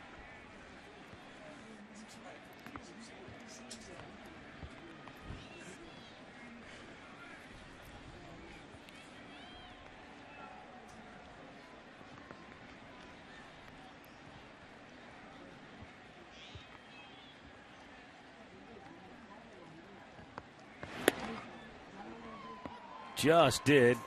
2 quick ones. Paint that over the outside corner. 0-2 the count. Yeah, I noticed too when Scherzer pitches, when he comes set, a lot of times he holds that ball a long time, and you can end up getting on your heels as a hitter. Well, you could see Gomes looked like he was trying to readjust. Yeah, you've got to call timeout if you have to, because he stays there for a while. Look at that. You'd think it would be hard for a pitcher, and he was tardy. Although that was a pretty good heater right there at 96. Third strikeout for Scherzer, 2 down in the inning. So after the leadoff single by Reynolds, he comes back and gets 2 quick outs. Look at that. That's an excellent pitch right there. Down the way, 96, and you're tardy on it. I can see why. So 2 down for Michael Bourne, who is 0 for 2. He has grounded out twice tonight.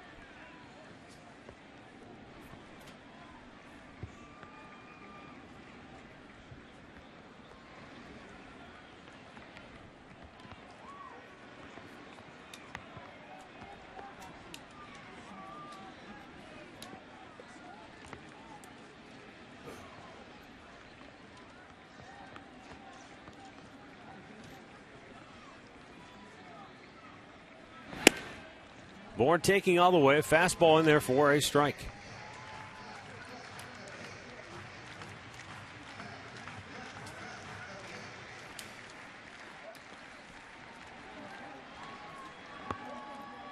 Indians have out-hit the Tigers 6-4.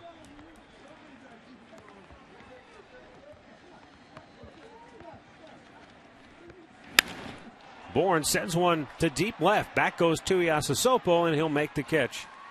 And we'll go to the fifth, tied at 2.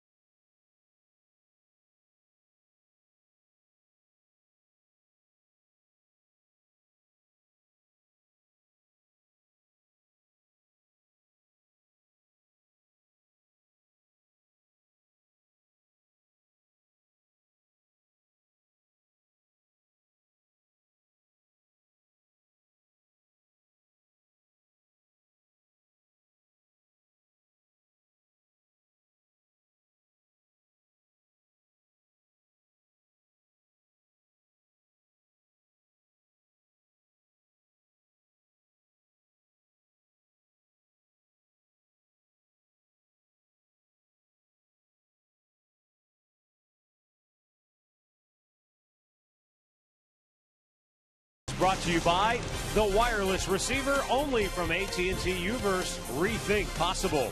And by your local Toyota dealers. Toyota, let's go places.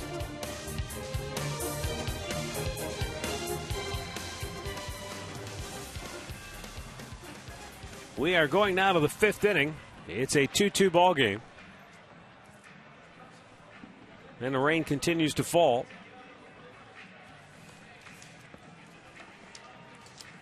It has been raining since the 2nd inning. We stopped briefly for a 20-minute delay when the heavy stuff came down, but it never stopped raining. But we resumed play. And it's the kind of rain they're just trying to play through it, trying to slog their way through, if you will. Yeah, that just says it's not going to get any better, I think, the rest of the evening. Yeah. So you got to get through it. Sometimes you have to do that. 81st pitch of the night already for Scott Kazmir. 51 of them have been for strikes. He's just thrown a lot of pitches. Yeah. Well, the interesting, this is going to be the 3rd time through. So we'll see what the right-handers do. Down in the dirt. He has struck out 4 Tiger hitters. Top of the lineup's 0 for 7 with a walk. The first 4 hitters he has held in check. It's the 5 through 7 hitters who've really done the damage so far for Detroit. Back-to-back doubles by Martinez and Peralta in the 2nd, and the solo homer by Tuiasosopo in the 4th. 2 balls, 2 strikes.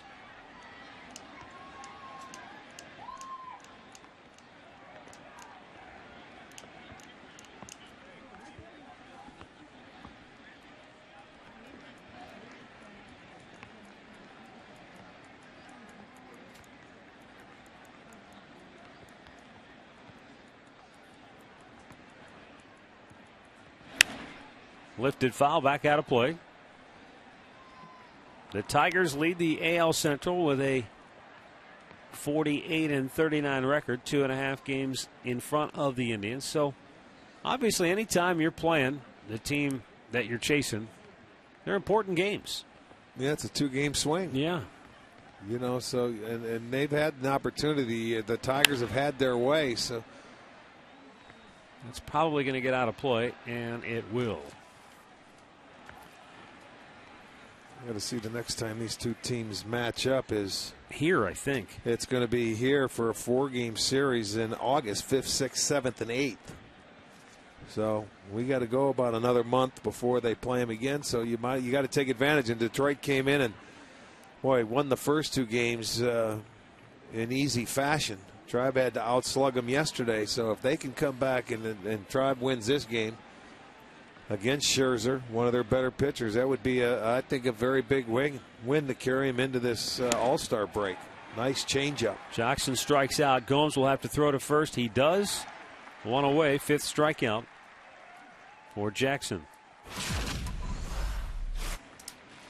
All right, yesterday in the ball game, the Indians had the big lead. The Tigers started to whittle away at it, and then a big blow by Torrey Hunter, 3-run homer, tied the game. Well, and Pastano went out there and got beat with his second best pitch, the slider. And he realized that. And, you know, it hasn't been the same Vinny Pastano we're used to seeing. And I guess Joe Smith now will be the 8th inning guy for Terry Francona right now.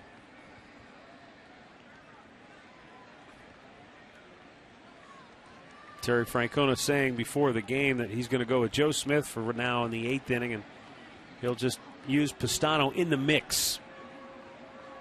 Didn't say specifically, you know, what role he would have, but sometimes it's just like a hitter. You know, just like with Lonnie Chisenhall. Sometimes you just got to step back. You know, in a reliever's case, you don't have to send him down, but you can take him out of that role and just maybe work on some things inside sessions. There's times you just can't say what you're going to do because you don't know yet. You know, so you can't put a role on it, a defined role. Oh, what a catch by Reynolds. Mark climbing the ladder, a little snow cone job, and he hangs on for out number 2. He did it every inch of that glove, didn't he? Look at him smiling. That's a nice play. I mean, you talk about timed perfectly in tough weather conditions. That ball is slap. I mean, that ball is by him. Hopefully Swisher would have got there. You never know. But there it is. Every inch of that first baseman's glove. Nice play, Mark Reynolds. Well done. Yes, indeed. It's interesting, too, watching Hunter's reaction. You know, he hit it hard, and as soon as he saw it go into Reynolds' glove, he just did a quick 90-degree turn, and into the dugout he went. Michael Bourne makes the catch. It's a 10-pitch fifth inning for Scott Kazmir, and we are still tied at 2.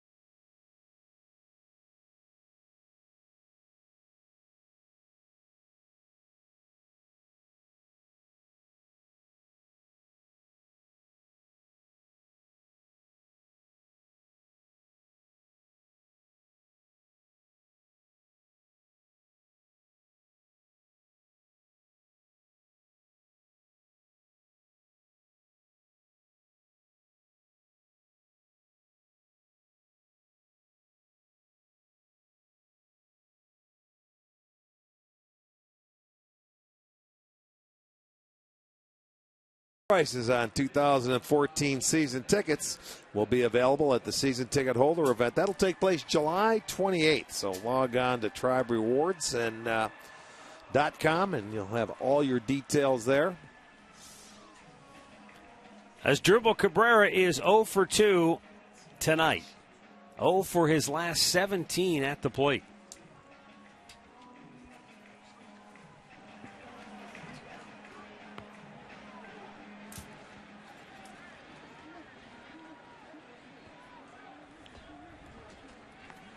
The rain has probably let up about as much as we have seen since the start of the game.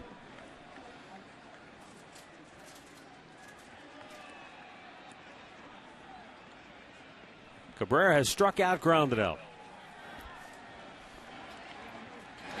And he thought about a bunt but took a strike.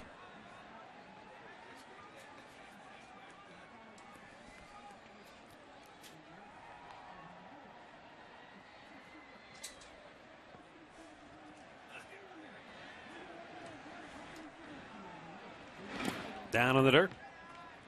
And they count 1-1.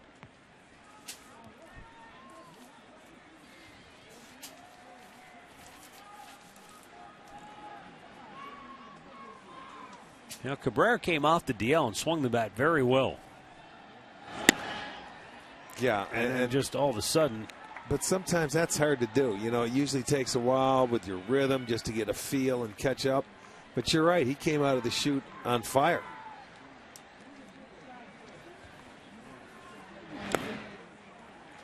The weird thing for Cabrera this year is he has not been able to get going at home this year.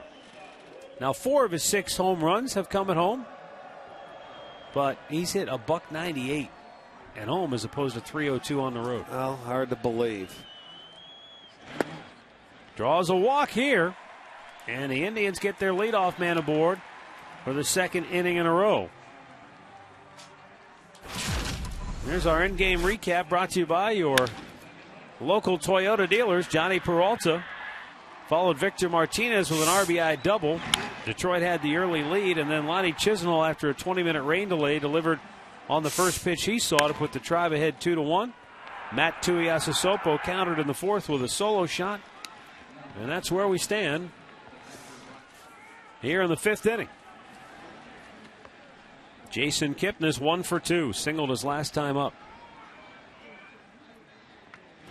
Well, I look over there and I see Cabrera. He's still another foot in front of the bag, but he's over on the line more. Remember, Kipnis beat him last time up with a swing that got it past Cabrera. Well, he's more toward the line, but the same distance in.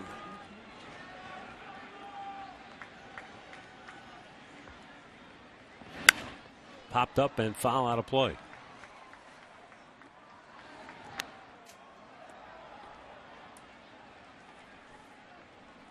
.50 of the 74 pitches thrown by Scherzer tonight have been for strikes. Boy, and he can go from 96 to 97 down to 80 with that changeup. So I mean, it's a tough at bat with command and movement. That goes to the backstop. Oh, you take that right there. And as Drupal goes to second base on a wild pitch, it's a 2-1 count now. He just pulled that fastball across his body, and there was no chance for Pena. It's only the third wild pitch of the season for Scherzer. But, boy, that's an extra base and can mean a lot right here. Nobody out.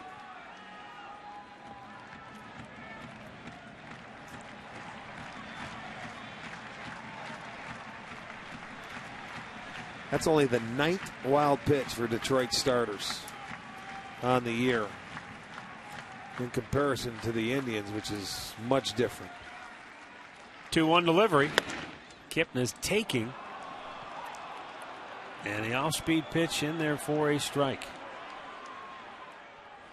I think he thought it was high. Take another look. Okay, let's go. Well, borderline. It's in the zone, though. I mean, on the screen.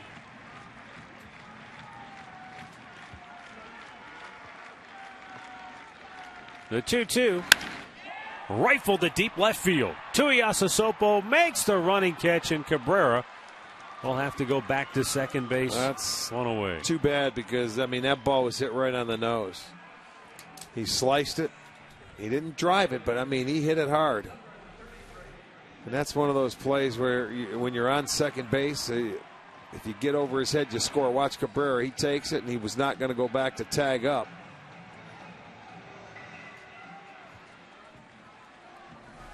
Well, here's Nick Swisher. Base hit his last time up.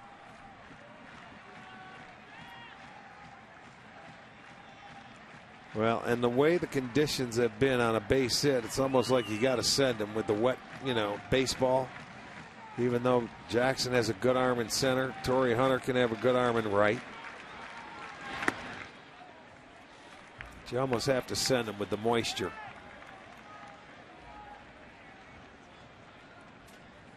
Unless it's a dead one hopper. Yeah, that's a good point. I mean, if it's scorched right at somebody. Yeah, that'd be the only way you wouldn't. And everything you take into consideration, because Brantley is up on deck.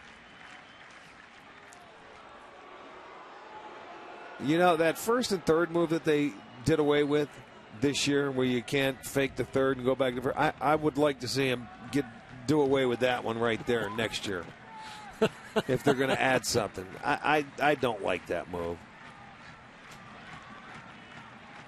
Half the guys don't even step off. I mean, it looks like a balk. You're not supposed to deceive the runner. Well, you deceive them every time you do it. Yeah. If you want to step off, that's one thing. Right.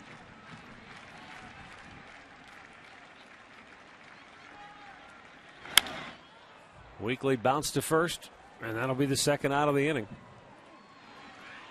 There's Dribble Cabrera. Moves over to third.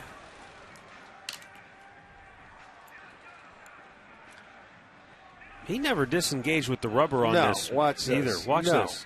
Just straight up. His foot's still on the pitching rubber. And you tell me that's not deceiving a runner?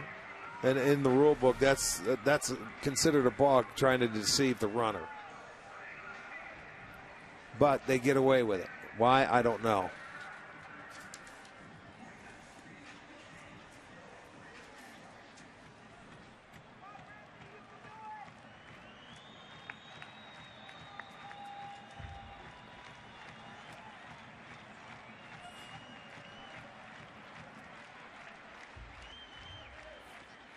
Down in the dirt, blocked by Pena.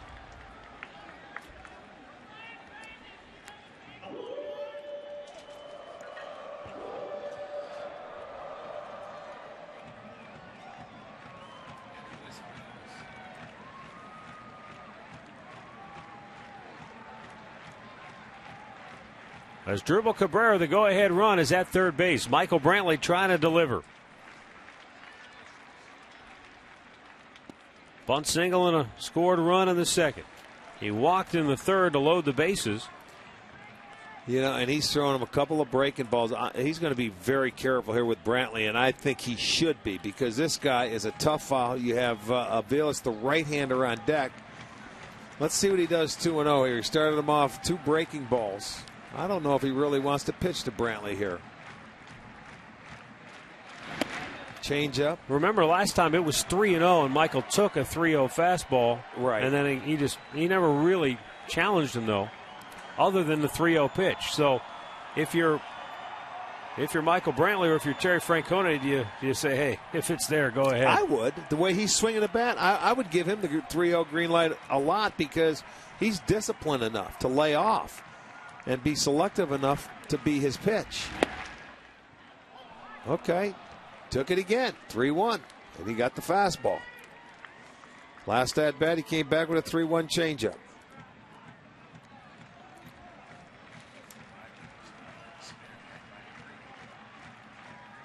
You see Brian Shaw loosening in the bullpen.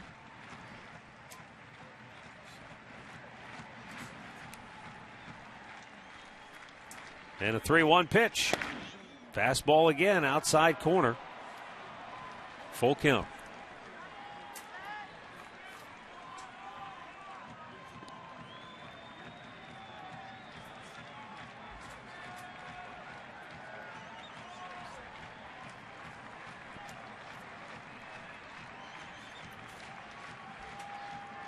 '85th pitch of the night for the Tigers right-hander.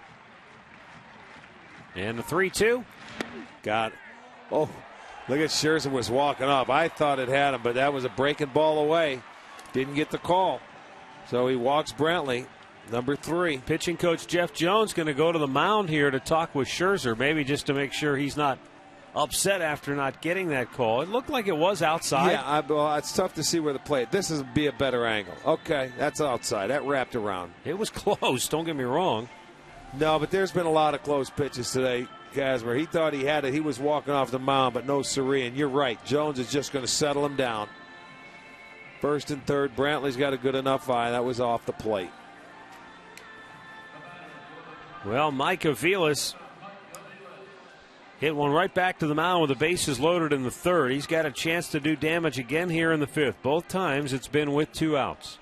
You know, the funny thing, too, and Jones has made 2 visits to the mound. Both those visits have come after the Brantley walk. One in the third and now one in the fifth here.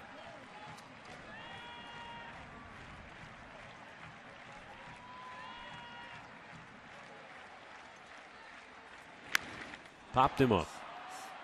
Miguel Cabrera in foul ground. Indians strand 2 more. 5 in the books. Tied at 2.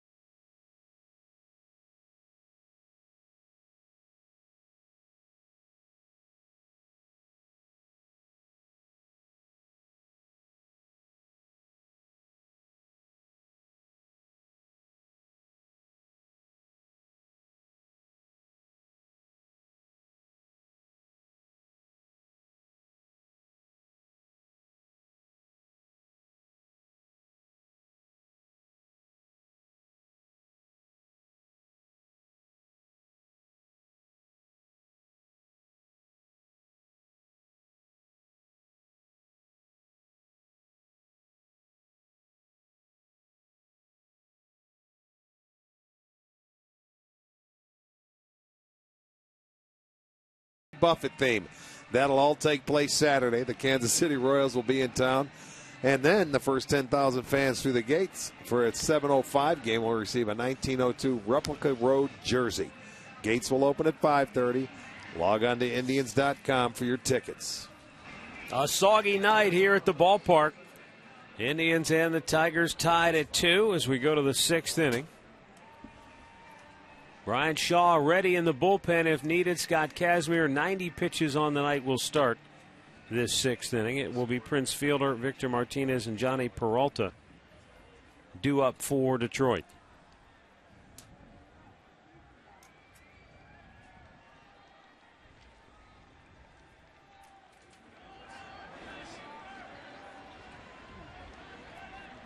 Kazmir deals, and Fielder bangs it fair behind the bag. Reynolds will go himself.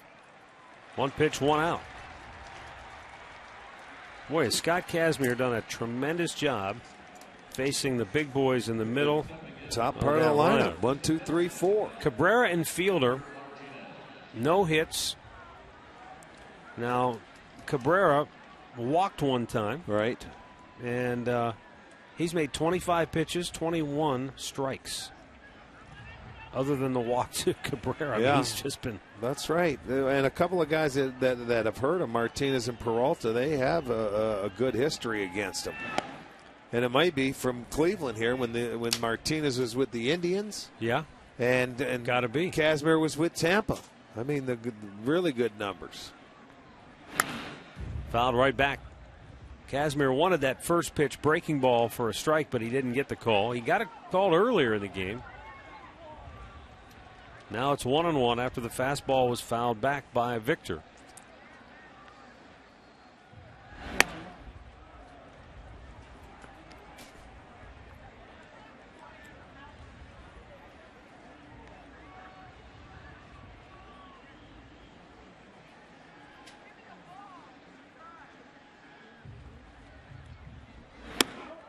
Upstairs, 3-1.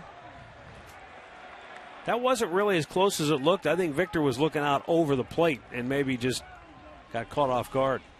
Well, let's take a look. He goes in there, and he's not afraid to, you need to throw a pitch like that every once in a while, especially to a guy that has swung the bat well against you. Knock him out of that toe hold every now and then. Victor 6 for 13 in the series. He's hit in 10 straight games now for the Tigers.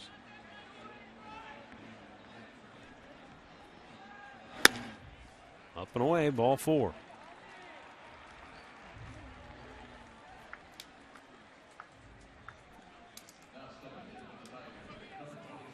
The Midsummer Classic returns to New York with home field advantage for the World Series on the line. It's the 2013 Major League Baseball All-Star Game, live from New York, July 16th, only on Fox. Jason Kipnis, Justin Masterson will be there to represent the Indians. 6 Tigers players will be there, as well as their skipper, Jim Leyland.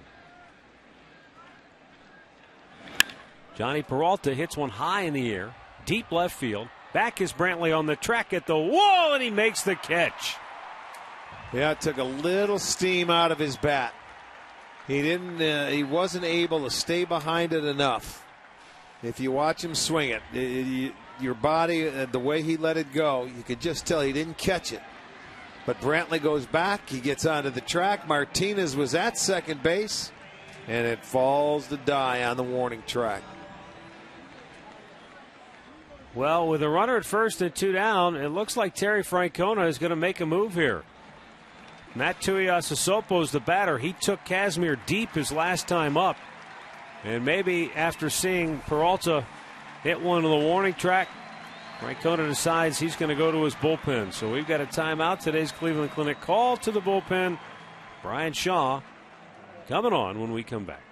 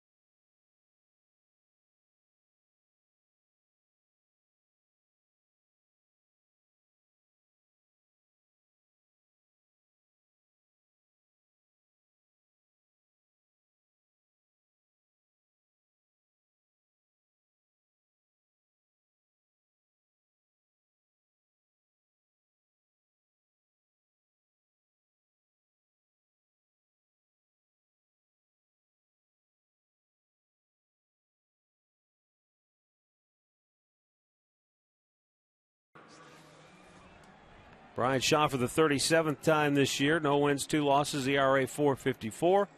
He has struck out 36 in 39 2/3 innings. He will not face Matt Tuiasosopo, who homered his last time up.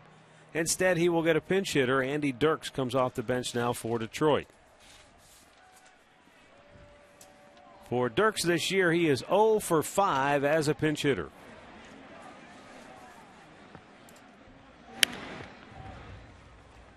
But what Dirks has done against the Indians this year has been very impressive. He has hit at a 354 average against the Tribe. You can see there over 100 points higher than his season average, with 2 homers and 6 runs batted in against Cleveland. And there's another line drive and a base hit. Martinez stops at second base. And Detroit has 2 on with 2 out as Shaw gives up the base hit. Well, Dirks has had a really good season so far against the Indians. He's a good low ball hitter, and he gets a nice pitch to hit, and he lines it into center field, keeps it going. First and second now with 2 outs.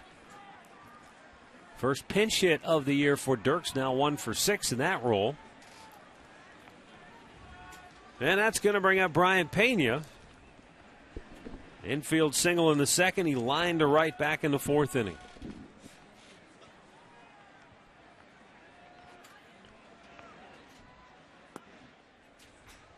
Down low, ball 1.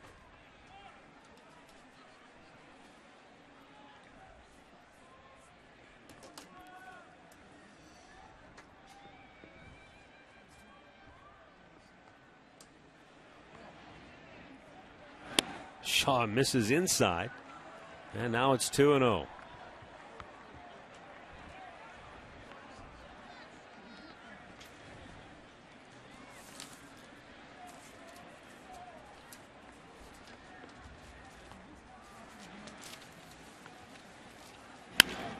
In the air, left field, over near the line. Brantley on the move. He's there, he's got it, and the inning is over. No runs, a hit, 2 men left. Middle of the 6th, still tied at 2.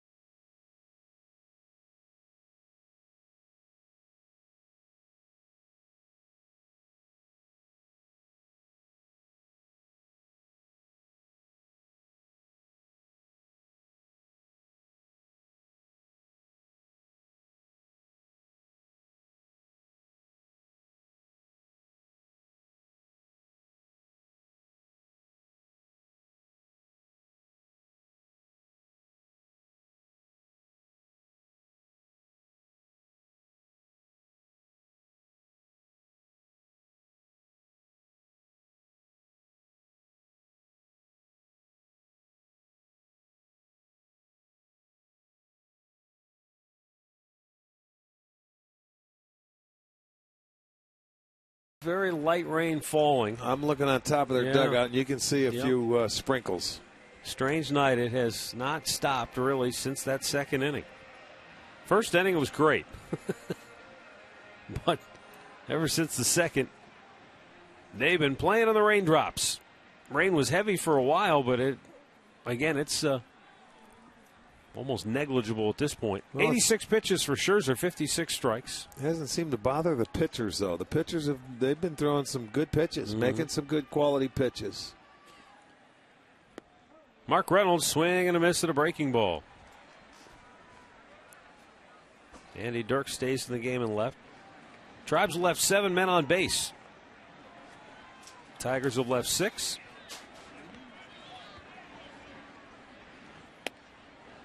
A little bit outside. 7 Indians hitters have seen 5 or more pitches against Scherzer, so they've done a pretty good job considering this guy came in 13-0 and was really just, he's been dominant in a lot of his starts this year. I mean, over 116 innings coming in, 3.09 ERA, 139 strikeouts, just 26 walks at the start of the game tonight. Chases one down, 2-2.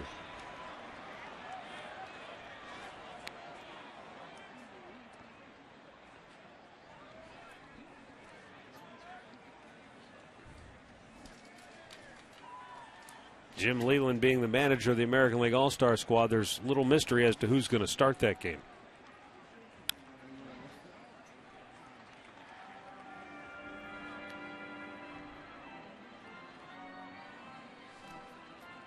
Again, if you missed it earlier, Scherzer at 13-0, the last pitcher to start 14-0, Roger Clemens in 1986. 2-2. Popped him up.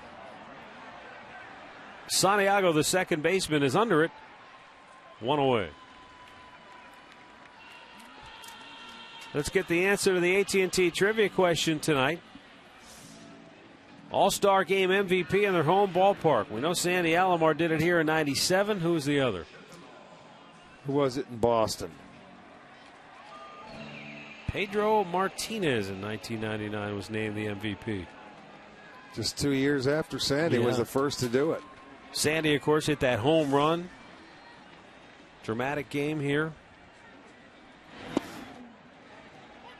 Just the third year of this ballpark's existence to host the Midsummer Classic. Boy, it was an electric atmosphere that night.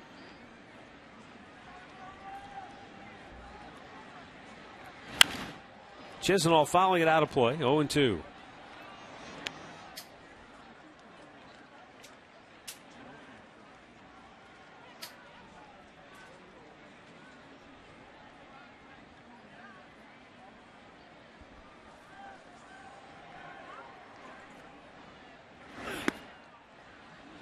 And I think it was, if I'm not mistaken, I think it was the same year that we had the NBA All-Star Game here in Cleveland. 97 was? And we had the celebration. At that point was the 50 greatest NBA players of all time. They brought those guys in and had a table set up for each one of them in a ballroom at one of the hotels downtown, and the media had a chance to go and sit and talk with each and every one of those guys, as many as you could get in. Right. Nice. That was a memorable experience. To have that and in the baseball All-Star Game in the same year. Pitch outside. Full count.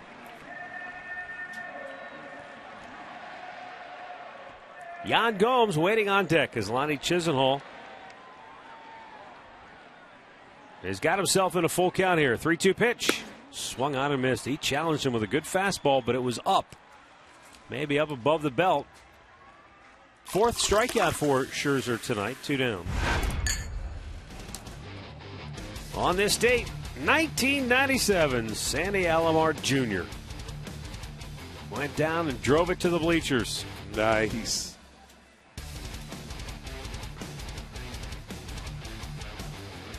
And magical year for Sandy. Yeah, and for that he got the MVP award.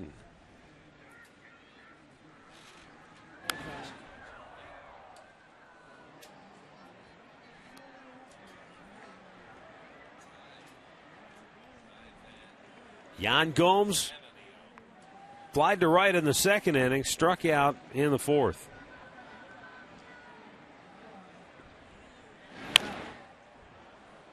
Fouls that one off. I think he'd like to have that one back. Well, anytime you get a pitch in from this guy, he's been away, threw a fastball by him away last time, and what was it, 96 on the knees, on the black. You don't want to miss it. And then he's going to get another pitch away off speed. Strikes him out. 1, 2, 3 go the Indians. And we stay tied at 2, headed to the 7th.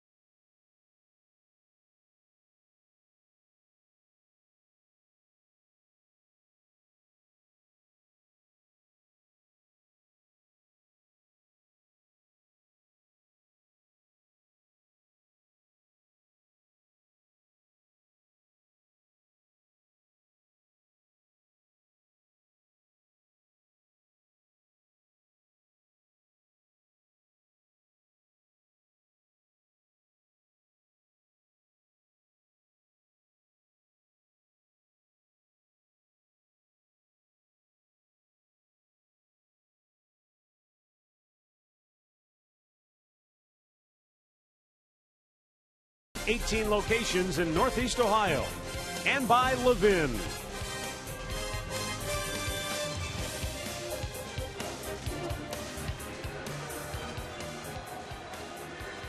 Great look in at the ballpark tonight from our Panini Cam, brought to you by Panini's Bar and Grill. Crowd has sat through the raindrops almost all night long. Looks like the rain has finally ceased. But it's a 2-2 ball game as we go now to the 7th inning. Now, Max Scherzer can't lose the game, but he looks like he's politicking to stay in there to maybe try to get a win. He wants to keep going. Jim Leyland maybe telling him he's had enough. Who knows, but we'll see. Well, you're right. They're talking to each other. Who knows is right. I don't know how many pitches he has right offhand. He's right around 100. So, it's been a hard hunter because of the weather conditions. But we'll see. Brian Shaw got the final out of the 6th inning. Stays on here to start the 7th with activity in the Tribe bullpen. Cody Allen is getting loose for the Tribe as Ramon Santiago leads it off here in the 7th for Detroit.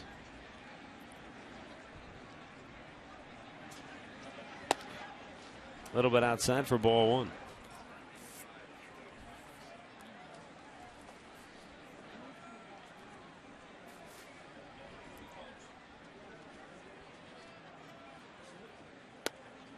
Fastball in there for a strike, and it's 2-1.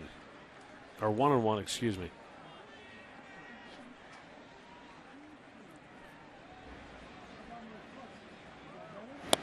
Down and in.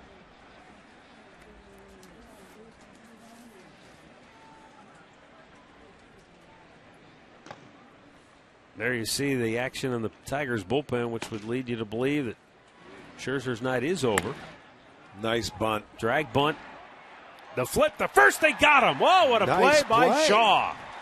Wow. Nicely done by Brian Shaw, who had to come off the mound. It was a do-or-die play. He had one shot. I didn't think he was going to get there. I did not think he was going to get there, but he catches up to it, and he just gloves it and flips it out of his glove to Reynolds. Well done, Brian Shaw. And I thought Santiago was going to beat it out, but he does not. Good play. The quick flip. I thought he bunted that ball hard enough. It got it by him. I don't know if the moisture in the grass killed it, but I'll tell you one thing, it was a good play. Keep that leadoff man from getting on base. Austin Jackson 0 for 3 on the night, has struck out twice. 3 out of 16 in the series. Almost chased that slider, did not. 2-0.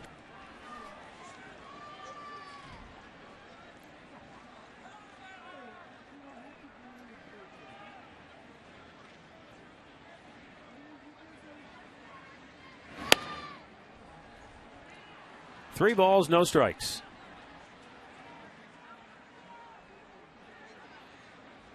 Well, Scott Kazmir did a phenomenal job against the top part of the lineup. 0 for 11, struck out 3. Cabrera is the only one out of the top 4 hitters who reached tonight. He walked in the third, and that was a pretty good battle. Remember, he threw him a lot of pitches. It was a 3-2 count, and he fouled off quite a few. Tried to get him to chase, and he wouldn't do it on the 10th or 11th pitch of that at bat. There's a line drive, base hit in the gap.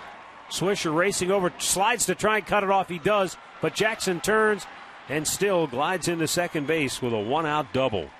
Again, he was pitching from behind, and he could get a little selective, and Jackson comes right up and then stayed up to right center field with it. You see Swisher has to go to his right. He's not going to stop. It's going to be a double all the way. He goes in easily standing up, and out comes Francona. Second hit allowed by Shaw, and it will be his last of the night. He will exit with the go-ahead run in scoring position and 1 out here in the 7th inning. Tonight's Cleveland Clinic call to the bullpen. Cody Allen coming on when we come back.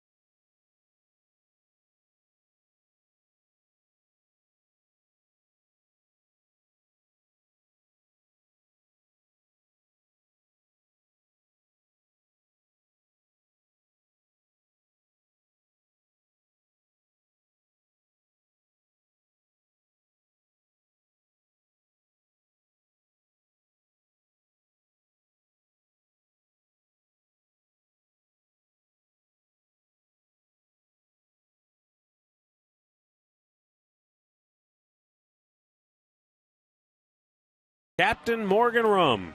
Raise a glass, always in moderation.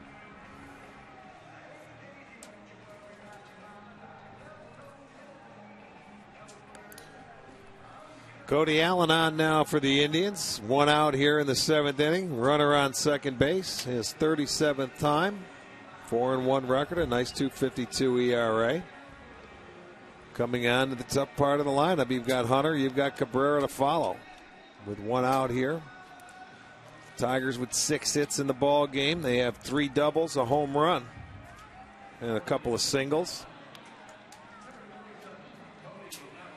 Torrey Hunter is 0 for 3.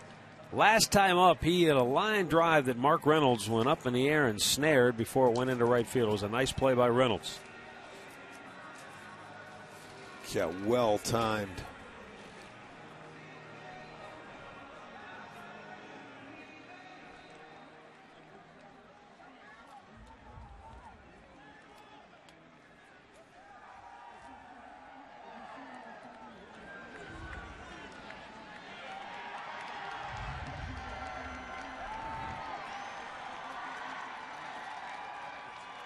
Cody Allen delivers, and that pass ball almost went to the backstop. Nice job by Gomes to snare it.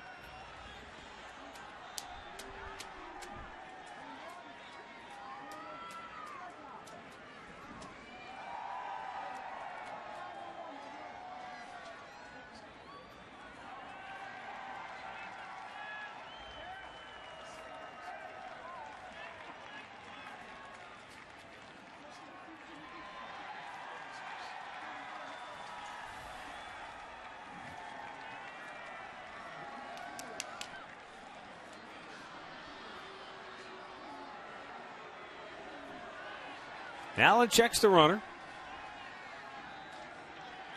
And he misses badly, 2-0. So the first two have not been anywhere near the strike zone. Well, you come into the tough situation and you got to air it out, and he's maybe overthrowing a little bit. The high fastball got away from him. That breaking ball had no break to it because he may be trying to throw the best one of his life.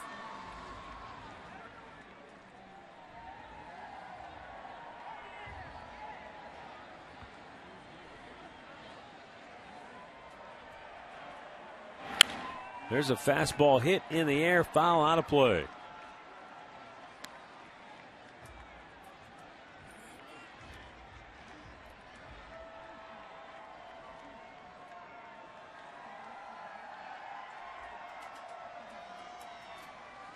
Two our score. It's been that way since Matt Tuiasosopo's solo homer in the fourth inning.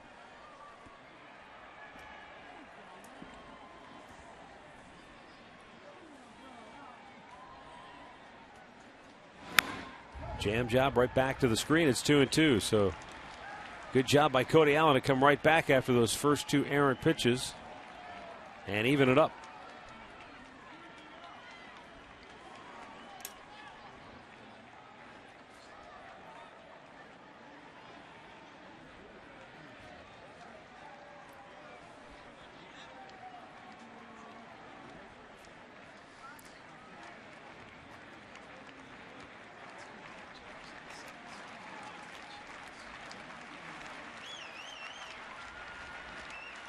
Two, swing and a miss. He struck him out.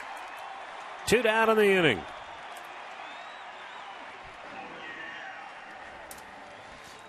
He came back and it looked like, he hung a breaking ball. Look at it, was higher than he thought. That ball down, that was at the top of the strike zone, maybe even above it, above the belt. So the big breaking ball, he gets Hunter to chase it. He swings and misses it.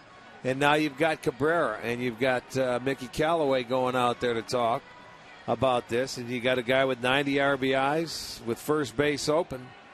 And then you got a guy with 66 to follow. So you go over your plan of attack here.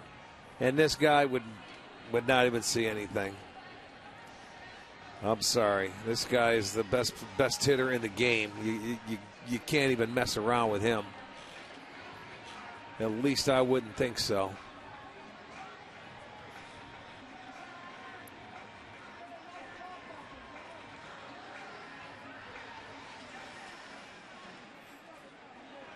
This guy's hitting 100 points higher than the guy behind him.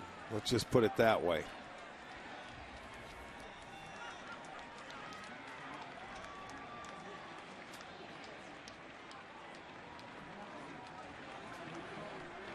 Let's see what they do. Here's the set on the pitch. And a fastball hit on the ground to short. Avilas up with it cleanly. Throws over, got him. Cody Allen went right at him. And Cabrera retired. He's 0 for 3 tonight. We stay tied at 2. Time now for the 7th inning stretch. Brought to you by Spitzer Auto World. Life is hard. Buying a car shouldn't be.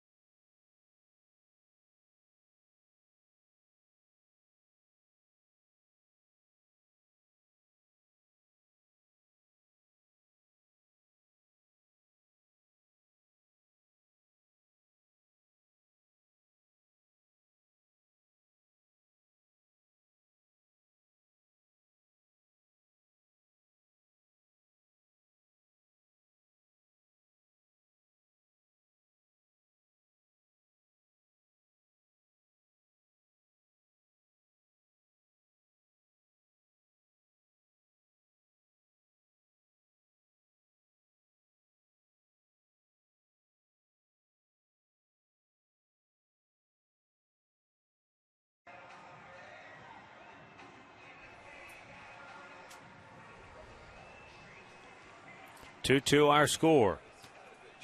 We're going now to the bottom of the 7th inning, and Max Scherzer is back out there now for the Tigers. Michael Bourne leading off, looks at a ball down low. He was thinking bunt. Miguel Cabrera was charging in from third. Well, this is the guy that usually sets the table for you. You want to see Michael get on. Yeah, he's struggling right now. Just 1 for 15 in the series. His batting average has dipped down to 285. He's been over 300 the whole year. An infield hit, too? He had to beat out. Yeah, I believe it was. Uh-huh.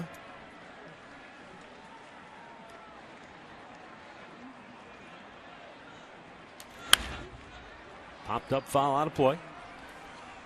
You know, this Detroit Tigers staff, they are not afraid to throw their changeups. The righties will throw the right-handed changeups. They do a good job. They have good changeups, and they mix it well. And there's a base hit for Bourne. He just poked it through the left side of the infield, and the Indians get their leadoff man aboard here in the 7th. You know what he did? He tried to sneak the heater by him out there. Michael, he threw him some good change-ups away, and I watch him slap the fastball that's away right in the hole. See, he didn't try to do anything with it, just punch it. And he knew he was going that way, but he happened to get the fastball. If it was a change-up, he might not even have hit it. He might have fouled it off. But the fastball was there. He flicks it the other way, gets a base hit, and there you go. You've got your leadoff man aboard.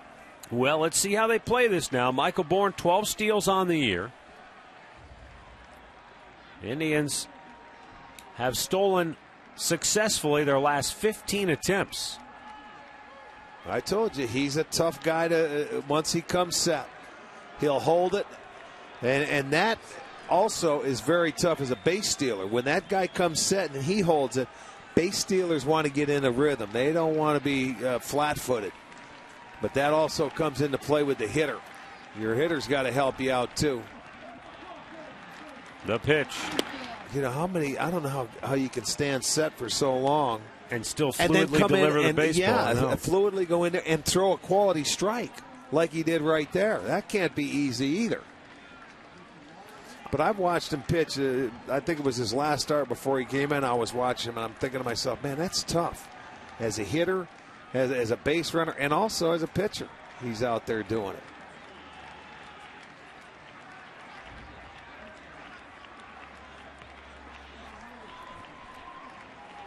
I'm surprised nobody's called time. Finally, somebody did. You have to. I mean, you have to call time, and he sort of dictates the tempo, doesn't he? He really does.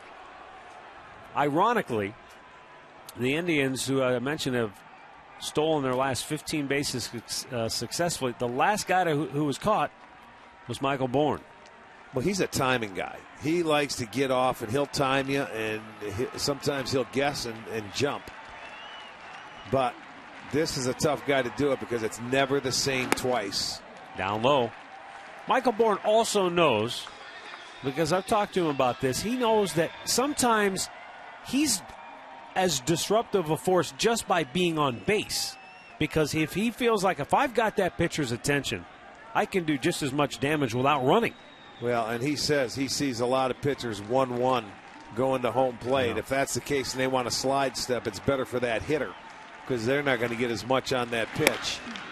He's missed with 2 straight. And they're worried about, the hitter. They're worried about him. He takes a little concentration off the hitter. He's doing his job as a base runner.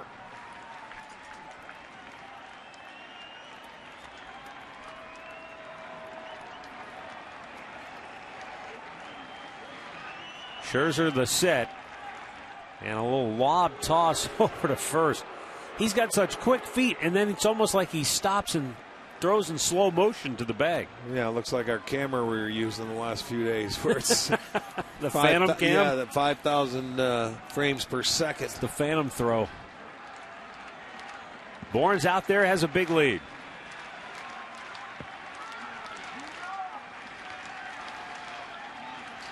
He's going. Swing and a miss. Oh, Bourne got caught. Yeah. Might have lost his footing. And he's just spinning his wheels right now, trying to stay alive if he can. Hope for a bad throw, maybe.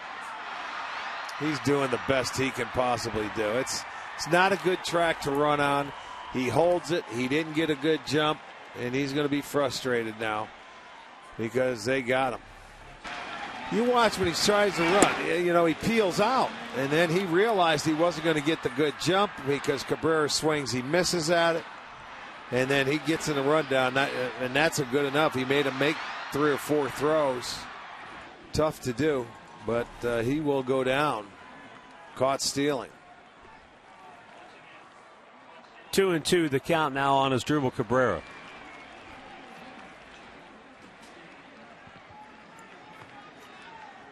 So the track got him that time.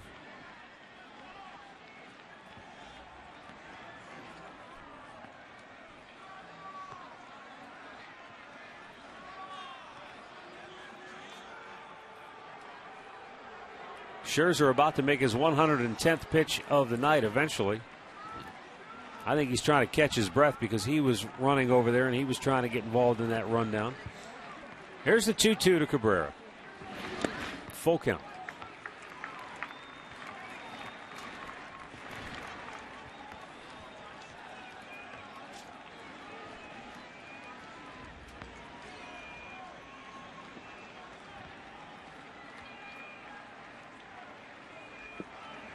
Payoff pitch. Threw it by him, and I mean, he just reached back for a little something extra.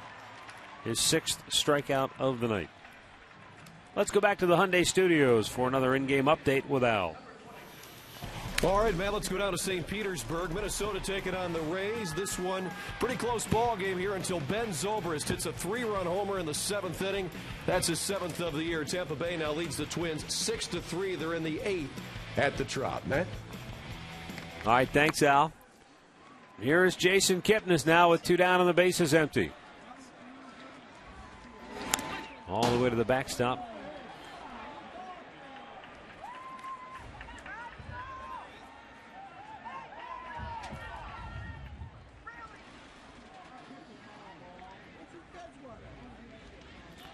That's a pretty good streak. Pretty consistent. Up and away, 2-0.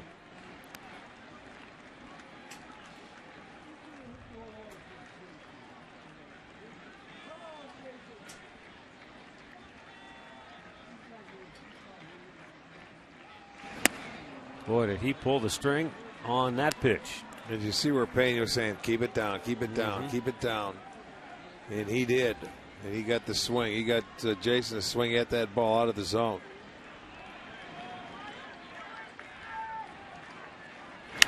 Out of play, 2-2.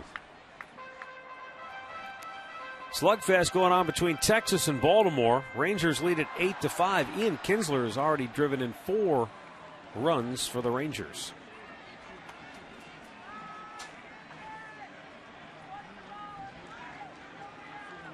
Two-two count. The pitch. Outside. 3-2.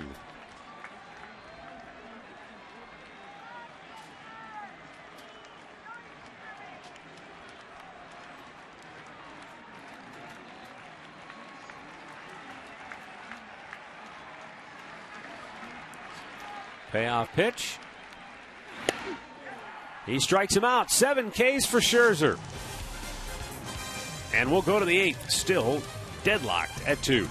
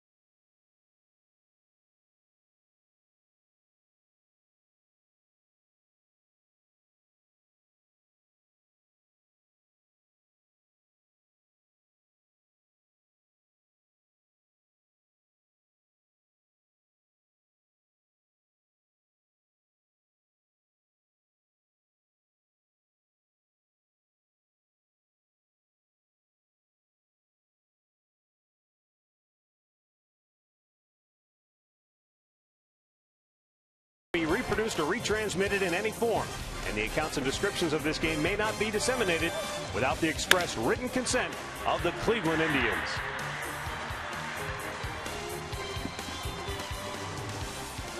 Rain starting to fall heavy once again here at Progressive Field as Max Scherzer, his night over after 117 or 118 pitches, well, whatever it was a lot, and he did a heck of a job as far as pitching deep into the game for them. He talked his way into coming out of the seventh, and even after that leadoff single, he bounced back and got the last 2 strikeouts after caught stealing. So, tell you what, he threw the ball well. Another good start for him. It is coming heavy. Prince Fielder steps in, 0 for 3 on the night.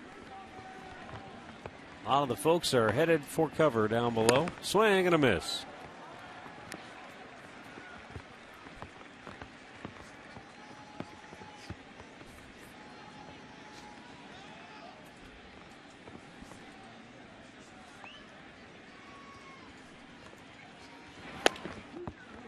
Wow. That was called a ball. 95 miles an hour. Looked like a pretty good pitch. But Andy Fletcher has consistently not called pitches on the outside part of the plate, or just to tick off the outside, I guess. Fouled back, 1-2.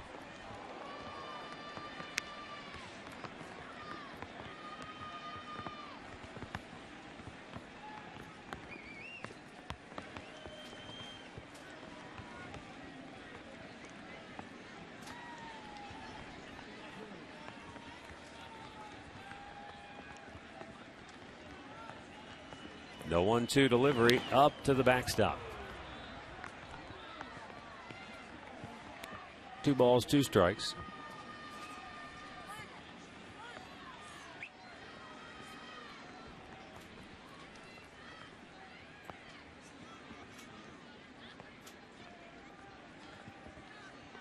Cody Allen rubbing up that new baseball.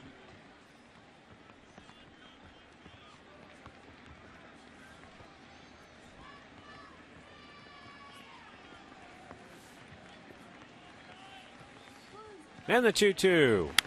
Fouled back out of play.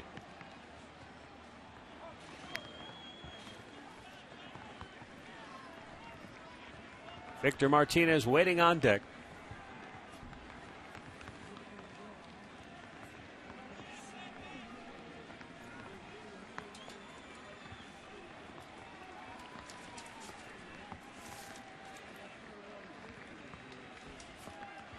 Up high, he missed. And now a full count.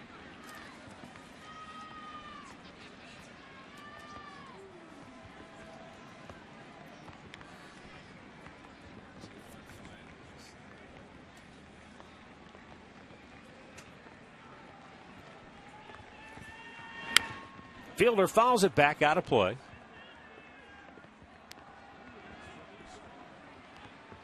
You know, I was just thinking, Rick, Joe West worked his first major league game as an umpire in 1976. You were still playing ball. Obviously, you were just starting your career pretty much. He was 23 years old, so you guys are pretty close in age. How many rain delays do you suppose he sat through?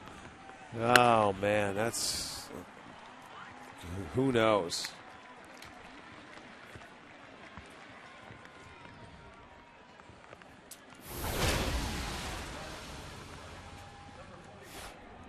Well, Max Scherzer tonight, he had it rolling. He had a good changeup. He had a pretty explosive fastball. I thought the Indians did a nice job of getting 7 hits off him, to be honest with you. They had 5 of them in the first or second and third inning, but, you know, he continued to battle. Hey, they were 1 hit away from really putting up a big crooked number on I know they were, but he battled his way in. This guy is really coming into his own. He's fun to watch pitch. Bases loaded, 2 outs in the third. First and third, 2 outs in the fifth. You know, he made the pitch when he had to get out of trouble. Granted, there was 2-out situations, but that's how the Indians. He cannot be a fun guy to face because, you know, he's got a fastball 95, 96, 97. He's got a changeup 80, 81, 82. He's got the breaking ball to go with you. But it was a 2-out hit that tied the game. That's how the Indians got their 2 runs. So they had opportunities. They did a good job against him. As well as he's pitched this year. Luckily for them, Scott Kazmir's matched him. 1-1 or 1-0 pitches up high to even the count at 1-1.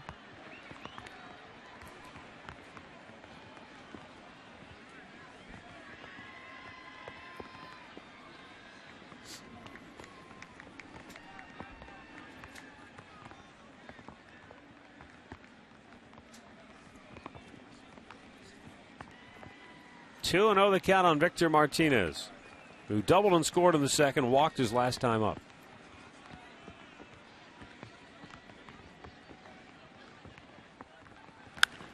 High pop on the infield, right near home plate.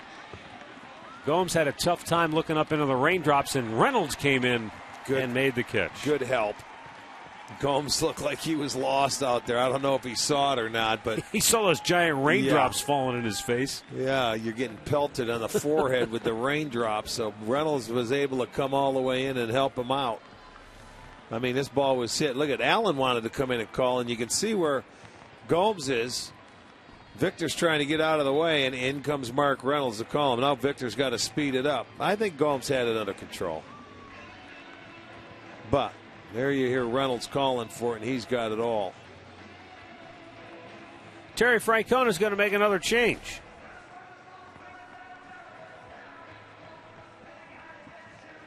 I think Smith was up there warming up. So we got a timeout. Joe Smith's coming on next.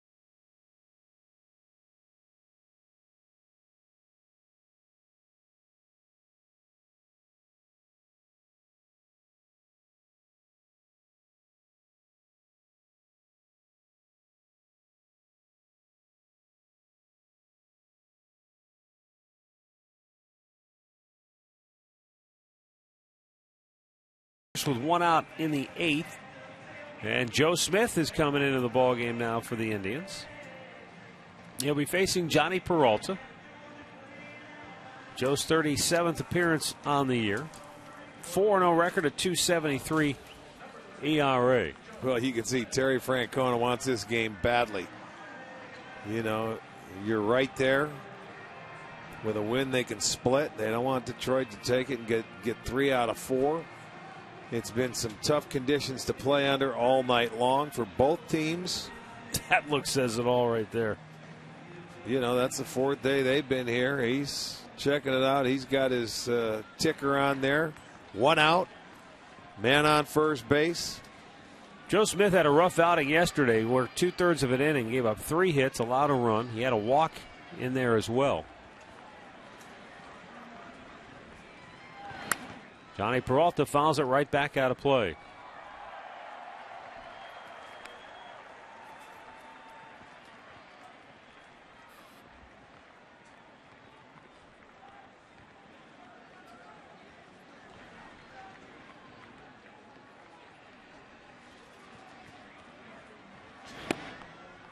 Ooh, hit just a little bit inside. yesterday more the exception than the rule, because you look at on the year, hitters combined just a .212 average against Smith. Well, his control hasn't been what it once was. He's been about as solid as you can get coming out of the bullpen. He's had a couple hiccups in Kansas City. You know, he walked a guy and gave up a ball down the middle. But, you know, that's going to happen. Now is the time he's got to step it up right now. That bullpen needs help. They've got to pull it back together. You're in a close game. Everybody has to do their job. And, you know, Terry mentioned before the game, he is going into the 8th inning role. Well, it's the 8th inning, but it's a tie game, but he's still in there to hold it. Up high, full count.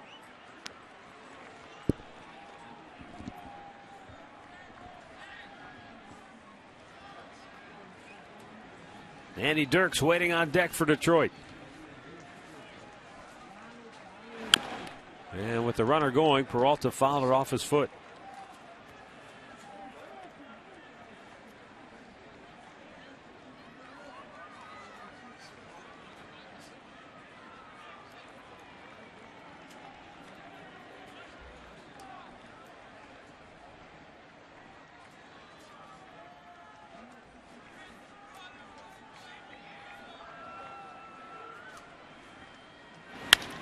Hit on the ground, could be two. Aviles goes to Kipnis for one, on to first, double play. So Joe Smith comes into the ball game, gets the 2-for-1 ball. We'll go to the bottom of the 8th. Still deadlocked at 2.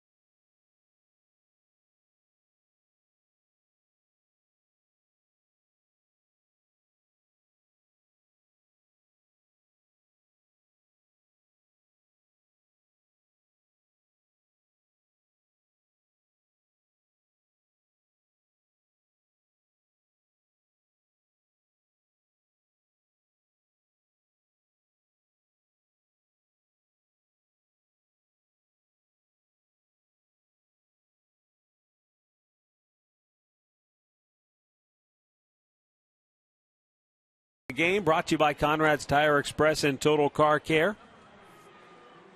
Just when we get to Indians Live is anybody's guess. 2-2 is the score. We're going to the bottom of the 8th. You'd love to see the Indians scratch one out here and put an end to this series by evening it up.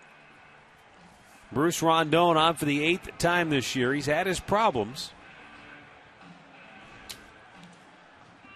The opposition hitting .360 against him. Well, which is hard to believe because he can blow it up there at 100 miles an hour. Well, his problem is throwing strikes. I mean, if he gets ahead of you, he can bury him because his stuff is so good. But he can also walk you. He's low ball one, 102. Yeah, he's definitely a closer in the making for Detroit, but it's a matter of harnessing that stuff that he has. A great arm. But that doesn't translate at the big league level into, you know, wins or saves. Changeup 92. How's that? That's not fair. That is not fair. A changeup at 92. Some pitchers would kill for that for a fastball. because if you know the guy's throwing 102. Well, you just got to gear it up. Go. He's got to run. He's not running, and it's a fair ball. You got to run, man. What is he doing? You can't take for granted that ball spins back and you give him an out. One down here in back. He's asking the umpire came back. You've got to run. Doesn't matter whether it comes back. I mean, if you know what, he would have knocked it foul if you took off out of the batter's box. You'd come back for another pitch. You cannot assume the ball's going to stay foul. Look at him. He takes his head off of it. Now turns around, and he's staying right with it. He looked at the runner, lets it come back fair, picks it up. He doesn't even have to make a throw. It's an easy out. Well, they're going to get 2 outs in this inning because they give him one there.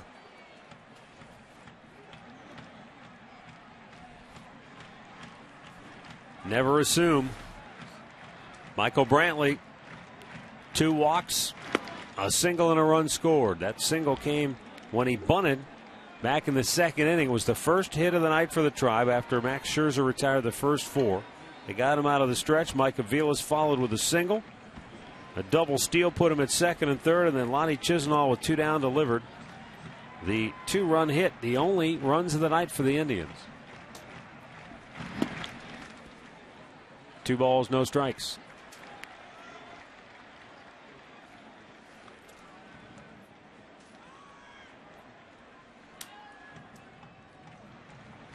Looks like they have Smiley ready.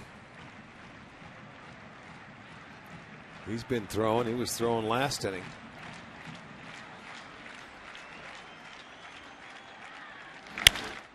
Popped in the air, shallow center. In comes Jackson.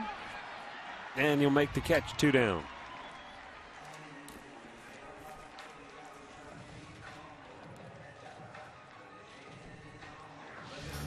Here's your in-game box score brought to you by your local Hyundai dealers. 7 of the 9 starters have a hit in the ballgame,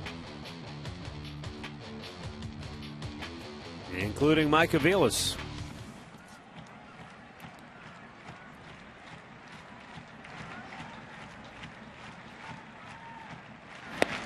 Unfortunately for Mike, after he had that base hit his first time up, the next 2 times he came up, he had bases loaded, 2 outs in the 3rd, and then 1st and 3rd, 2 outs in the 5th. Grounded out, fouled out in each of those 2 at-bats, but he had a chance to really put the Indians ahead in this one.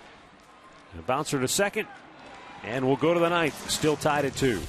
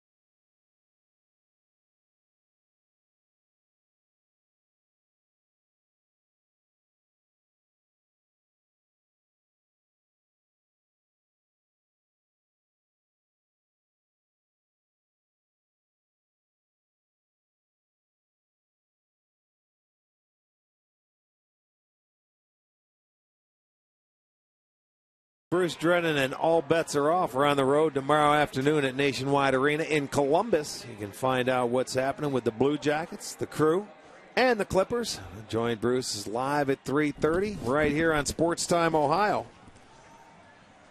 And hopefully we're not still playing. We're going into the 9th inning now. The Indians are going to bring on Chris Perez, appearing for the 23rd time.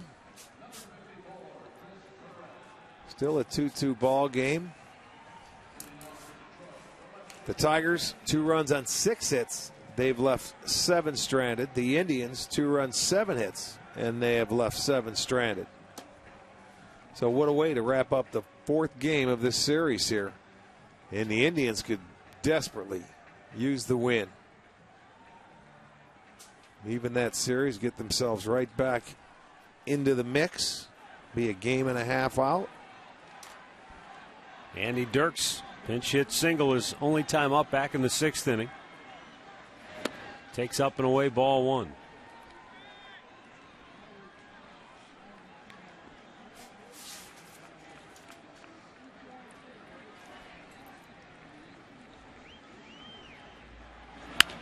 Little half swing, rolls it to short. He'll bust it down the line, but Aviles makes a good throw to get him. 1 away.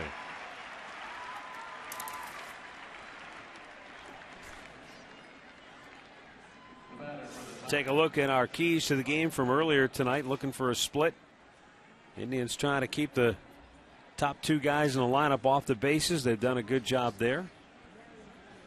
And Max Scherzer, you know, he made a lot of pitches early in the game.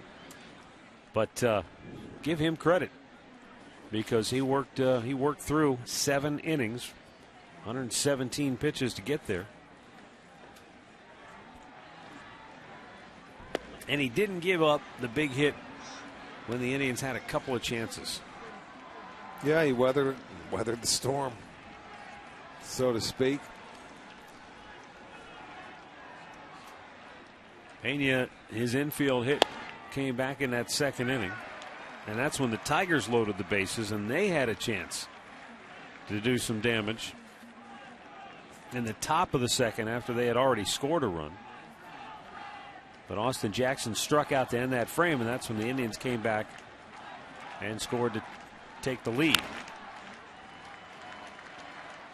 1-2 to count.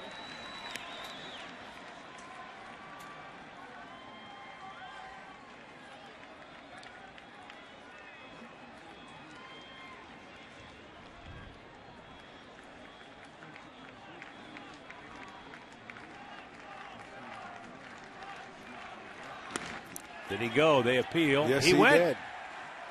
And Gomes is just going to jog up and tag him. Now it's Pena who doesn't run. 2 down. Well, I think is upset. He doesn't feel like he swung. But Sam Holbrook down at third base said, yes, you did. He started. Let's see. He said, I'm going to try and fool you and keep it back there. You could see the track, a little slippery. Gomes went back there to pick up the baseball and slid on his backside, but that's 2 outs. Ramon Santiago is 0 for 2. He walked back in the 2nd inning. Drives one to center field. Michael Bourne on the move, makes the catch. Chris Perez retires the side on 7 pitches here in the top of the 9th, and we're still tied at 2.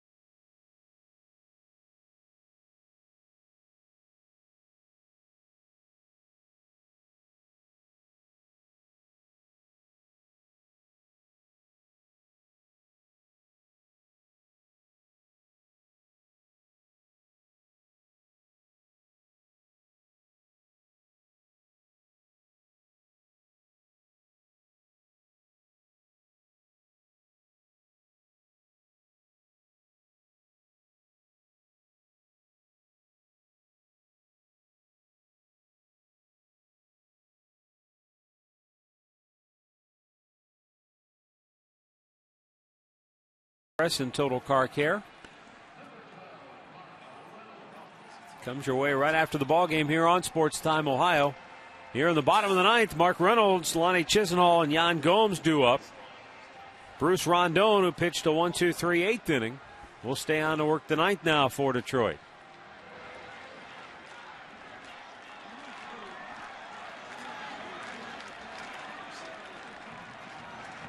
Reynolds 1 for 3.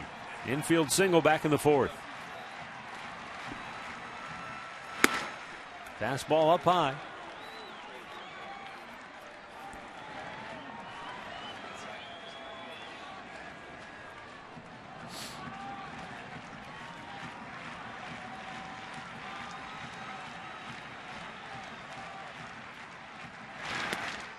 Leans him back. 2 balls, no strikes.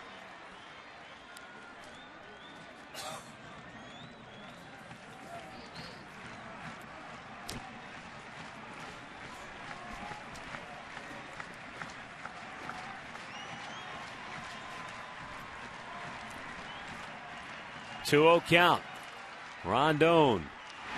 Fastball. 101. 101 on the outside edge. It's like Highway 101 out in Arizona. Man, that's a tough one. It goes around the city. That one was around the plate right there.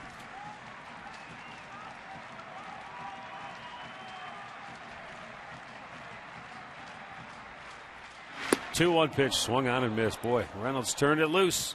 Not a lot of time you have to make. If you want to start that swinger, you're going to check it, because if you're going to try and hit it, and Reynolds is a guy that he's going to swing for it, he's not going to give in. If it's out of the zone, it's going to be tough to catch up to. 2-2 count. Rondon deals. Full count.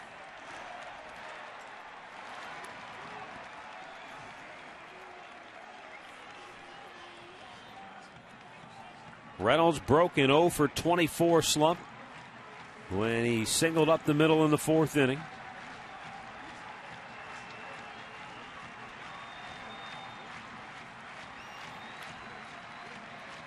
Now the payoff pitch from Rondon.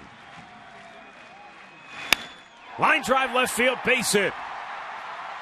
No doubles defense. Dirk's over to cut it off. No doubles. That was they were almost playing in the stands for a no-homer defense. Reynolds aboard to start the ninth now for the Indians, and Lonnie Chisenhall will be coming up. Boy, he couldn't have been any deeper. Get a pinch runner now as Drew Stubbs comes in to run for Reynolds. I mean, there you go. He gets the base hit, so Reynolds will have 2 tonight. But watch where Dirk started. He was right one step in front of that warning track. No way they were going to let anything get by him. So the Indians have their leadoff man aboard here in the ninth, and out comes Jim Leland. He's going to take the ball from Rondon, and Smiley was up warming up. I wonder if it's going to be the lefty Smiley. I believe it is. We got a timeout here in the bottom of the ninth. Tribe with the winning run aboard.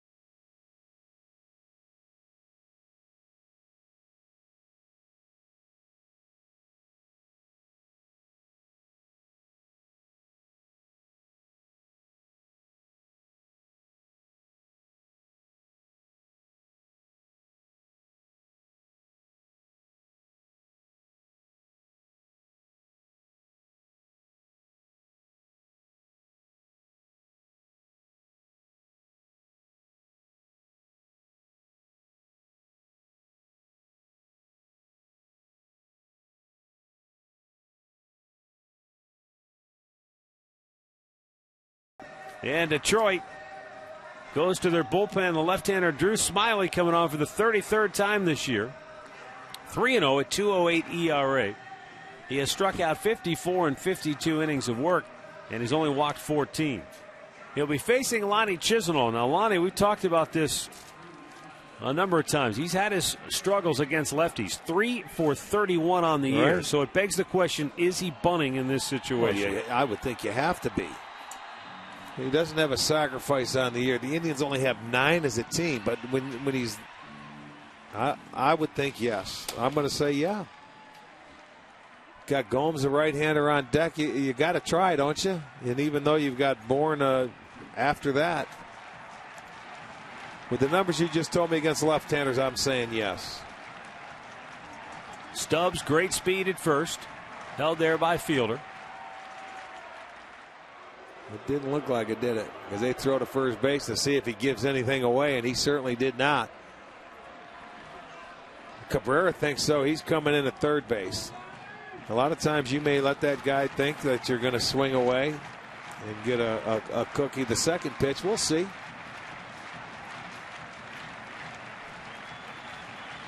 Smyly delivers. Chisenhall takes, gets away. Down to second goes Stubbs.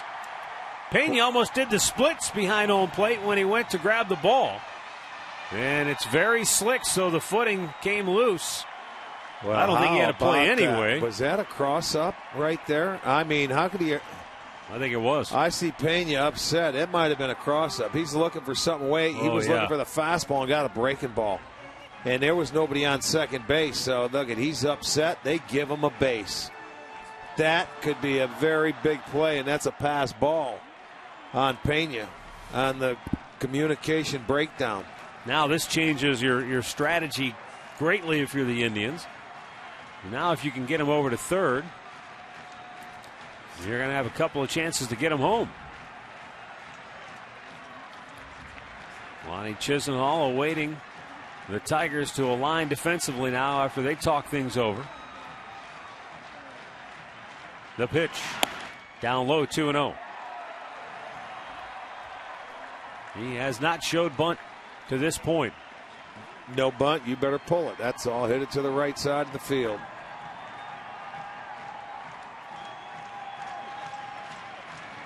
Two-0 pitch. Bang, foul, first base side. That's what your job is. He's going to try and get it out in front.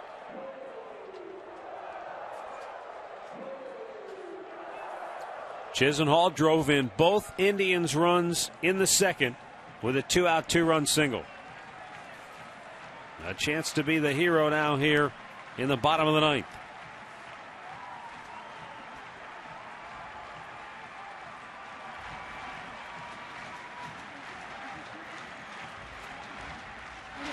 Bounced in there. Pena does a nice job to keep it in front of him. I don't know if they put a play on there. Peralta broke in behind Stubbs at second base right before the pitch. That ball was in the dirt. Now whether they elected to throw, you see that's a nice job by Pena to not give up another base. Beautiful job as a catcher. But look where Peralta was. He was waiting for the throw from the pitcher. He sure was. I don't know if this kid missed the sign or what. But shortstop was vacated. Now the 3-1. Chisenhall with a fly ball to center. That's not going to get it done. I don't know. Stubbs tags. He's going to bluff a move towards third, and then he'll stay right at second base. So Chisenhall can't get him over. Not with Jackson's arm out there. You got to try to. You got to pull the ball. So Chisenhall didn't do his job. Still got a man at second base. You see, he let that fastball beat him. You got to try and pull it. So with Stubbs, if you can't get Stubbs over. Well, Jeff Jones, a pitching coach, going back to the mound here to talk with Smyly because of what you said. You've got the right-handed hitting Gomes, but then the left-handed hitting Bourne on deck. And a struggling Cabrera after that. So, I mean, I'm not saying you're going to go ahead and walk Gomes, but they're certainly going to go talk about how they want to pitch to him and how they want to go about it. Big swing game here tonight, either way. Tigers win, they leave town with a 3.5 game lead. Indians win, that Tigers lead is down to a game and a half. Yeah, this is a bigger game for the Indians. I think the Tigers right here, because they got to win it. They can split the series. They've had a tough time beating them. If they can come back and salvage the last 2 games, that would be a feather in their cap. And they have it. They have it right in front of them. Yan Gomes is 0 for 3 on the night. He had a tough time against Max Scherzer, who really pitched him well. Struck out his last 2 times up, but he's had a lot of big hits this year. He's hit left-handers pretty well as well. Came in 6 for his last 13 on that road trip that was just concluded. This is his first action in the series. Can he be the hero here in the bottom of the 9th? The pitch down low. Will he be given an opportunity? And I'm sure Jeff Jones knew those numbers when he went out to talk to Smiley. It may be that they'll just pitch around him with the left-handed hitting Bourne on deck. 23,640 rain-soaked patrons here at the ballpark tonight. They've stuck it out. We only had a 20-minute rain delay. That was back in the 2nd inning. And right when we came back from that delay, the first pitch that was thrown, Lonnie Chisenhall lined it into right field for the 2-run single. But it has rained almost the entire game since that rain delay. So these folks have stuck it out through some harsh weather here this evening. Stubbs with the winning run at second base. 1-1 count for Gomes. Time called.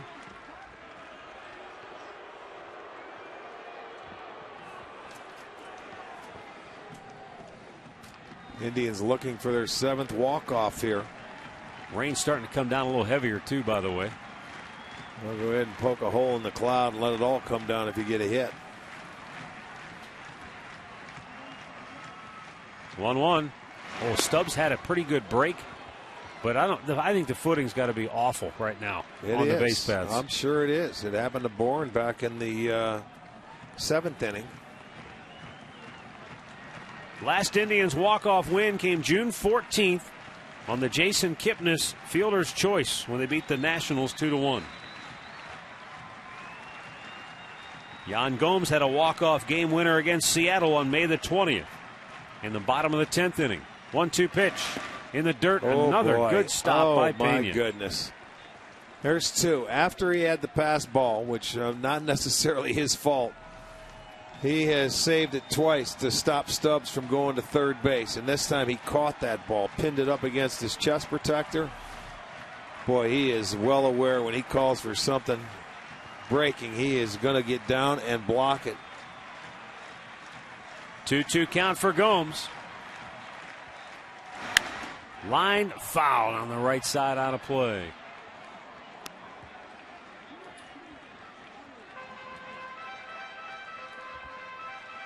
This inning started with a base hit by Mark Reynolds, his 2nd hit of the night. Then Drew Stubbs came on to run for him. He went to second on a pass ball. Chisenhall flied to center. And now with a 1-out, Yan Gomes trying to bring him home with Michael Bourne on deck.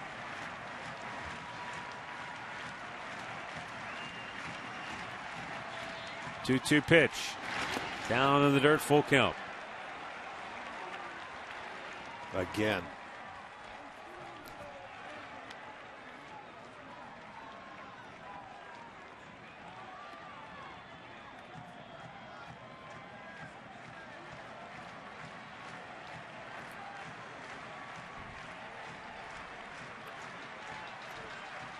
Gomes stands deep in that batter's box. Likes to take the ball to the opposite field. 3-2 pitch. Swung on and missed. He struck him out, 2 down.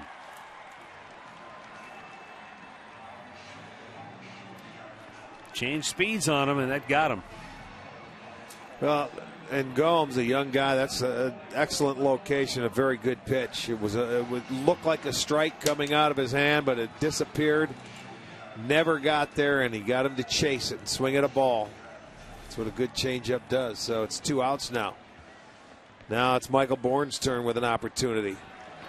Bourne singled his last time up. He's going to be concentrating on staying on a breaking ball or something and slapping it the other way. So Stubbs has really got to concentrate on getting a good jump. Went inside off the plate with a fastball for ball 1.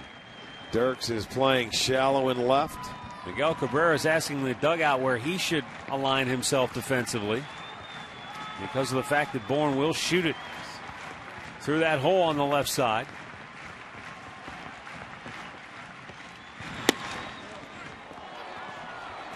That fastball evens the count at 1-1.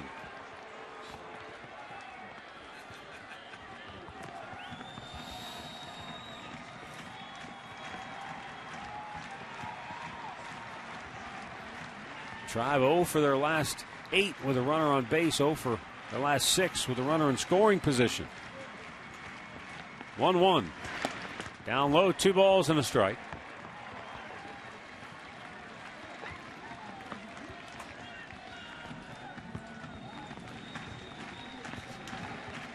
Now, how many balls he's concentrating? If it's not at the knees, it's going to be in the dirt.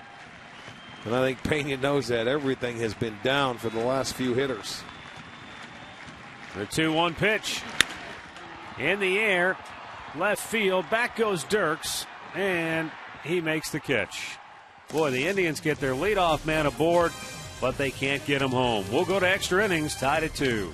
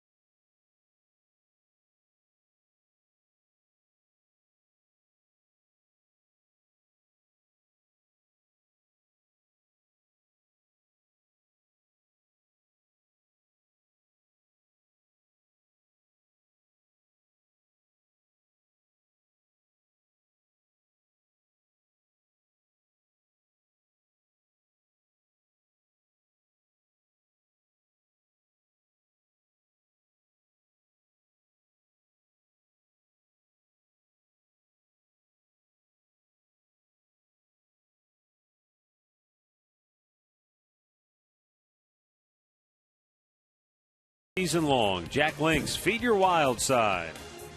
I noticed that Gary Coach is feeding his wild side. He's got a little package of Jack Links. Well, Matt Albers has come on now for the Indians. He is the 6th Indians pitcher to work here tonight. He'll be facing the top of the Tigers order here in the 10th inning. Well, the rain continues to fall as we continue to play. And that field, I don't know how much more water it can take. The ground crew has been out there in between innings. I guess it looks fine. You don't see the shine on it yet, do you? Yeah, you see it's a little bit. Back behind third and short, maybe. Yep. They're going to have to continue to come out here in between innings and keep the work. Stubbs remains in the game in right field. Swisher at first base. So here we go. Austin Jackson, 1 for 4 tonight, 4 for 17 in the series.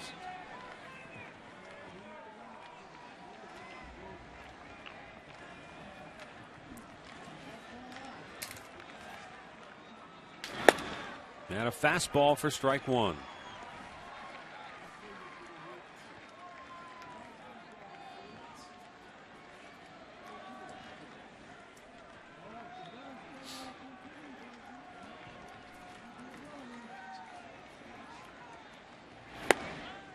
Outside corner, a strike, 0-2.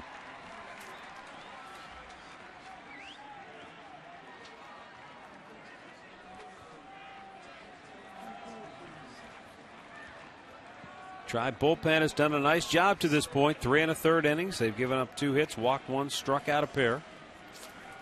And they've kept it tied at 2. Way outside, 1 ball, 2 strikes. Scott Kazmir started tonight, went 5 2/3. 2 runs on 3 hits, walked 3, struck out 5. Tigers scored first in the top of the second. Back-to-back doubles by Victor Martinez and Johnny Peralta. And the Indians took the 2-1 lead, stayed that way until Matt Tuiasosopo homered in the 4th. Ground ball up the middle. Aviles cuts it off, throws over, got him. 1 down.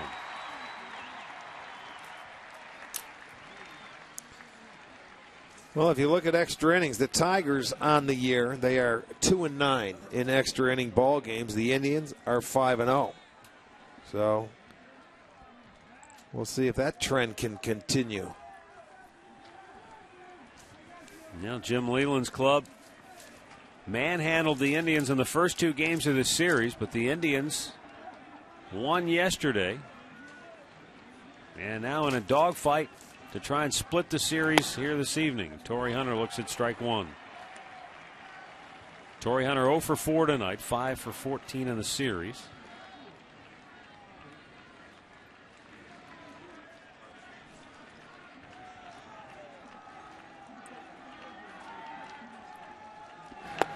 Low with it.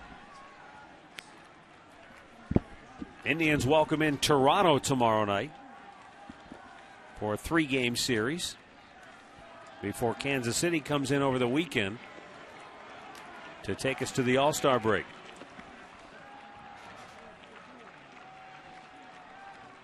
The 1-1 to Hunter. Swung on and missed.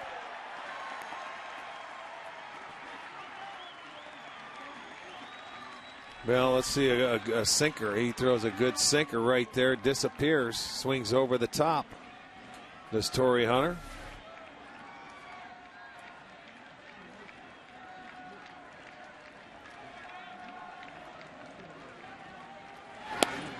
Just missed outside with that fastball.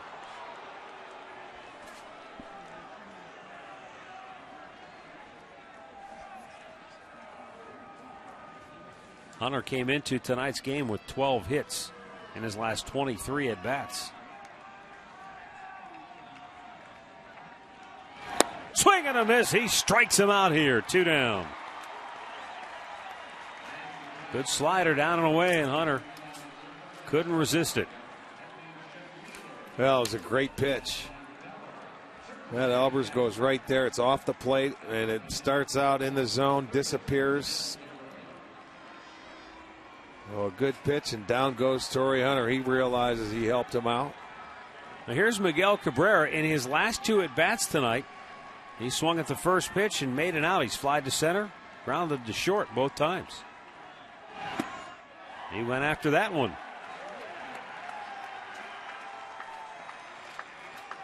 Oh for 3 on the night, 6 for 16 in the series. Yeah, I think he's got one thing on his mind. He's trying to hit one out of here to give him a quick run.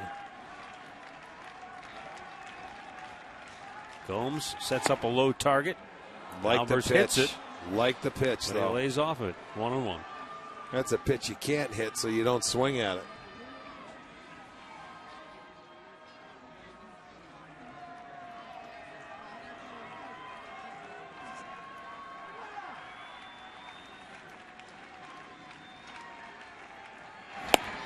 A little bit low. 2 balls and a strike.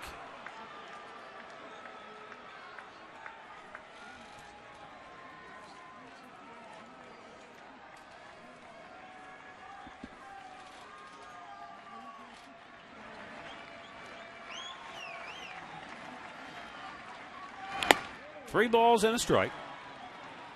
Prince Fielder waiting on deck. Now stay right where our other 2 sinkers were, down and away, maybe a little off the edge. If you walk them, you walk them. You don't make a mistake here to this guy.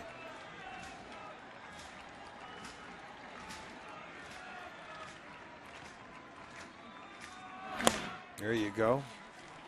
2-out walk. Keeps the inning alive. Prince Fielder coming up. Fielder 0 for 3 on the night, walked his last time up.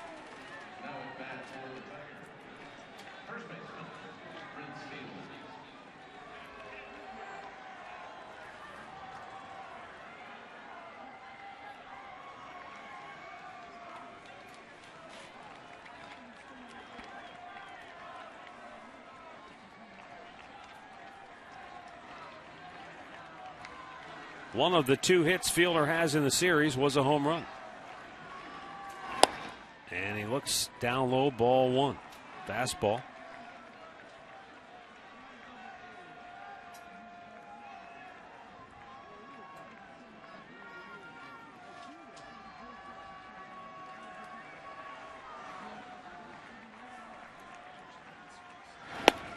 Good pitch. Painted the outside corner. Fielder doesn't like it. The count is 1-1.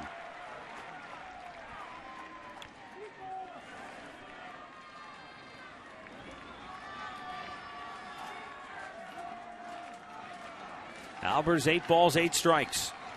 But again, he really worked around Miguel Cabrera.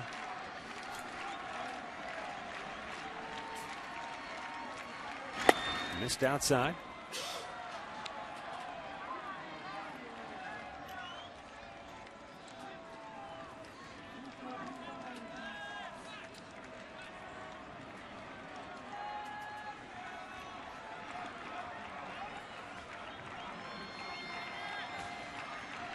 The 2-1. And now it's 3 balls and a strike. Maybe trying to be a little too fine. And now he's behind Fielder with Martinez on deck.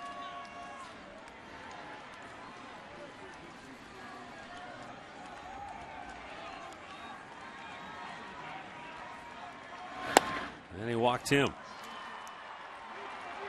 The walk to Cabrera, you could see that was more or less the unintentional, intentional walk. Well, yeah, you weren't going to give in and make him do anything, but, you know. And now the problem with walking Fielder is you push Cabrera into scoring position. And Victor Martinez could put Detroit ahead with a base hit here. Well, and Martinez has swung the bat well in the series. Victor is 1 for 3 tonight. He doubled and scored in the second. He also walked back in the 6th. Mickey Callaway has his say.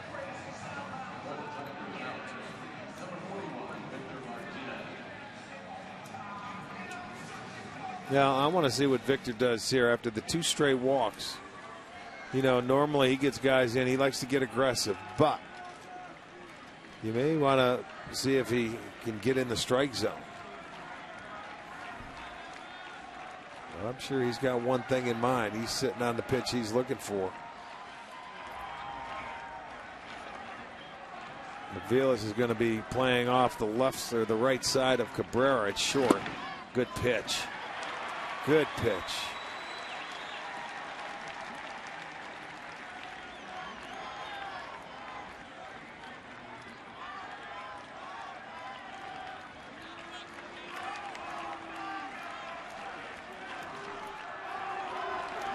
Cabrera and Fielder are aboard with 2 down in the 10th.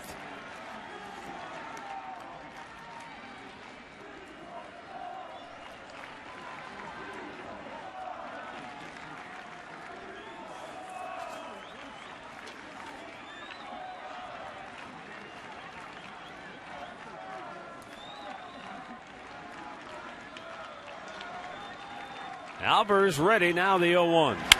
In the air, center field. Back is Bourne. Still going back. On the track at the wall. It's off the wall. Cabrera scores the go-ahead run. Here comes Prince Fielder. Throw to the plate. Not in time. So Victor Martinez delivers once again against his old club. Yeah, he went straight away, and it was an off-speed pitch. It was a breaking ball, and he hammered it to straightaway center field. Bourne on his horse going all the way back. He trapped it up against the wall. Watch the pitch. Breaking ball. Down. Straightaway center. Bourne went back, and 2 runners are going to score. They were off and running with 2 outs. No question, he had no other chance. It hits the wall, ricochets, and stops. So a clutch hit by Martinez, his second double of the game. That'll give Detroit a 4-2 lead.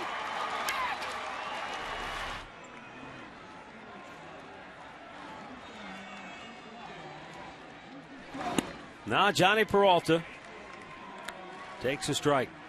Well, the Indians had their chance to end it in the bottom of the ninth. They did not. And now Detroit takes the upper hand in the 10th.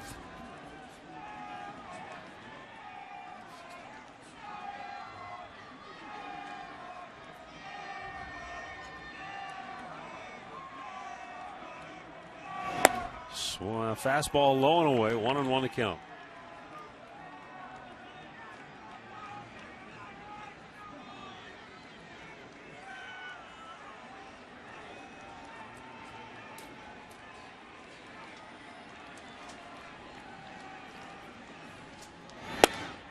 Peralta takes a strike.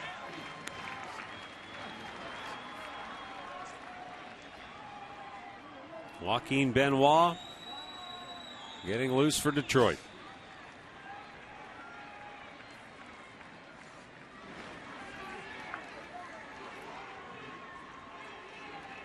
Alvarez had 2 outs, nobody on base in the inning. He worked around Cabrera, then he walked Fielder. Hung a breaking ball to Martinez, and he made him pay.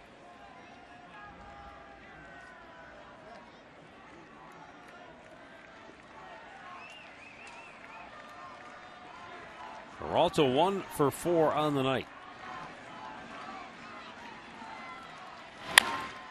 Slowly chopped towards third. Chisenhall fires it across, and the inning is over. Detroit strikes for a pair. They lead it 4-2, heading now to the bottom of the 10th.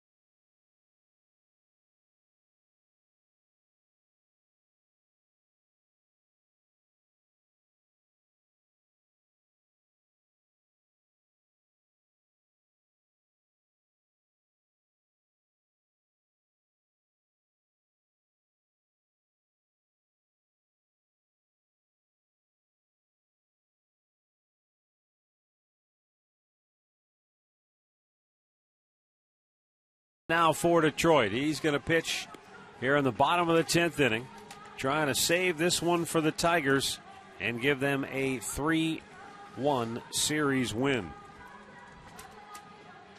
For Benoit, his 35th appearance of the year. He has 2 wins and 6 saves. He's walked 10, struck out 44 in his 35 1/3 innings. The opposition hitting just .205 against him. Tribe will have Cabrera, Kipnis, Swisher due up.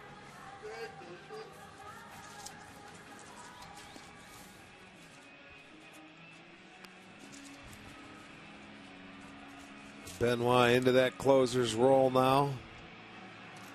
That's something that, they're hoping he can step in. He's 6 for 6 so far this year. What was it, about a week or so ago, they designated Valverde? Yeah. And basically he never cut it. Inherited the job. And that's something that, you never know what they're going to do throughout the rest of this year. They have a good team. Will they stand pat? I mean, we'll see. Benoit's got great stuff. He's got a nice change, that split, good fastball. But it'd be interesting. The Indians need to get a man aboard to get that tying run to the plate. Heart of the lineup coming up.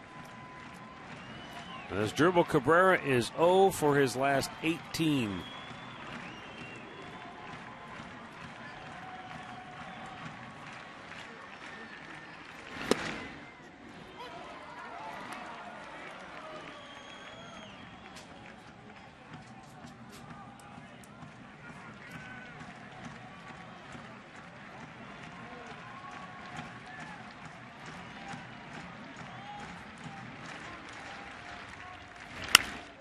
Fouled back out of play. 0-2 the count.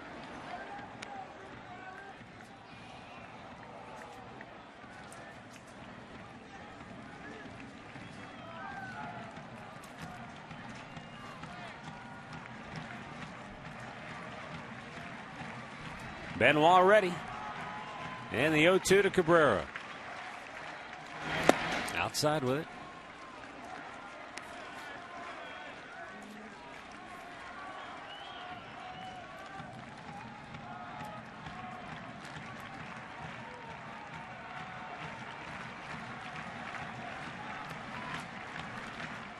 Benoit very deliberate.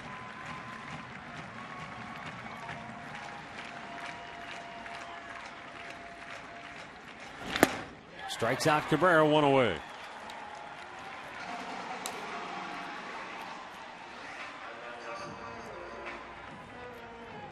And now Jason Kipnis coming to the plate. Jason 1 for 4 tonight. 3 for 15 in the series.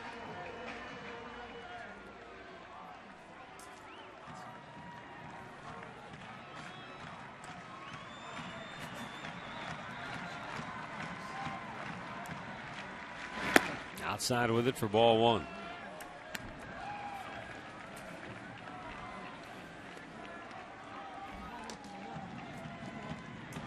Tribe and the Blue Jays tomorrow night at 7 right here.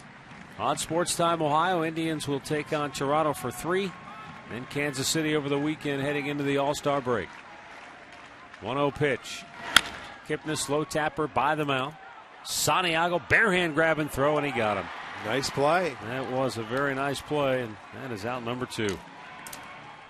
Nice play. He had to come up with it cleanly, and not an easy thing. Well, that's why he's lasted all these years. You know, I figured Kipnis may have a chance to beat this out. Once it got past Benoit, he made sure he caught it first. He gives a quick flip. That's a really good play under these conditions.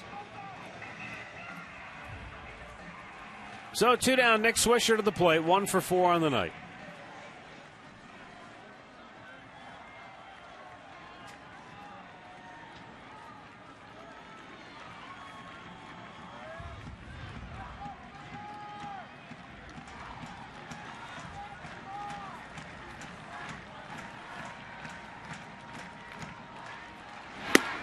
Upstairs, ball 1.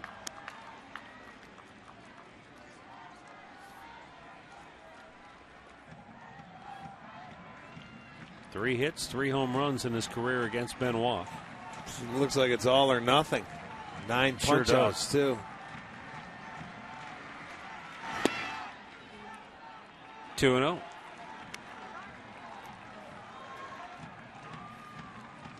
Need a base runner.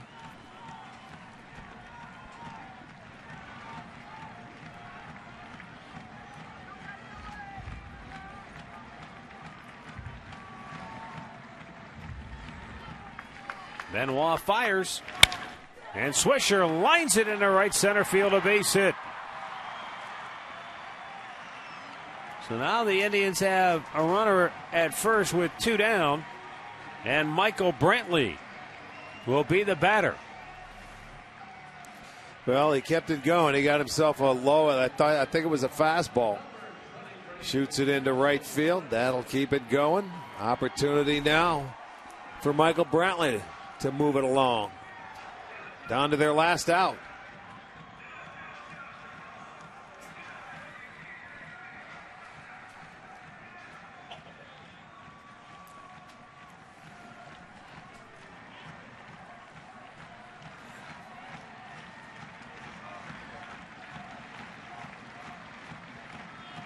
Swisher takes off. Brantley takes. It's up high, ball 1. You know, Michael Brantley has been swinging a hot bat. He's probably the guy you want up right now in this situation. Clobbered 2 home runs yesterday. Well, you know what? You want him up, and it's not for the home run. It's like you hope he gets on base and keeps it moving. He's the one guy that he's not going to try. He's going to be patient, and if he has to, he'll take a walk.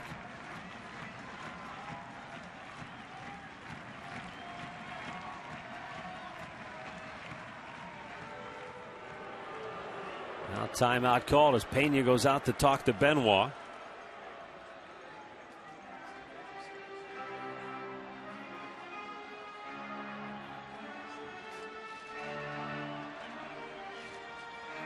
Probably going over the scouting report once again on Brantley, how they want to approach him, given the damage he's inflicted already in the series.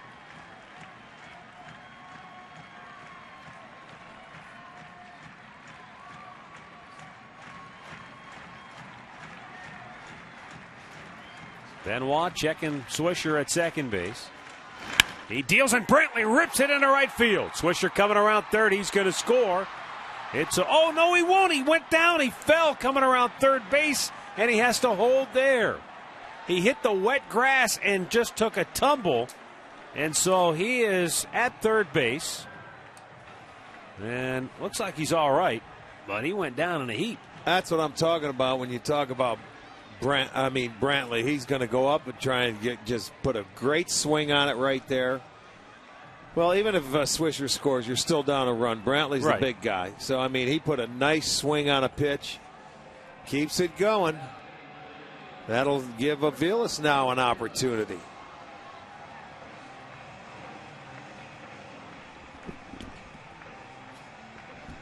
Now, Swisher came around third base, and just where the cut of the grass, there's kind of a cutout there.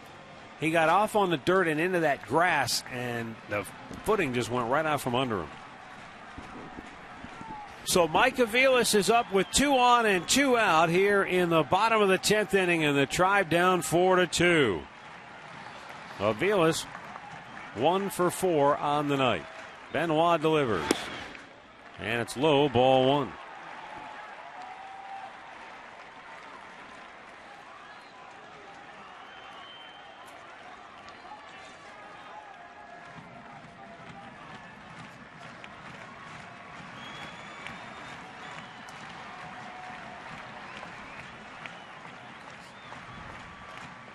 The 1-0 pitch, outside corner.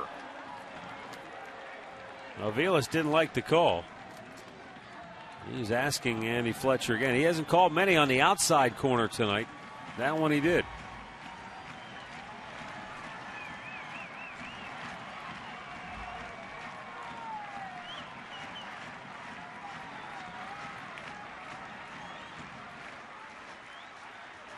Tigers,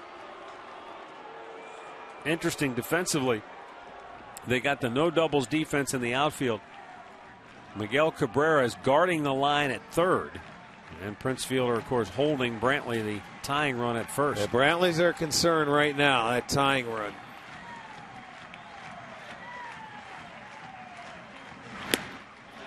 Yes, he did. Got him off the bat. He glanced off the bat for a foul. It's 1-2. Or did he say he swung at it?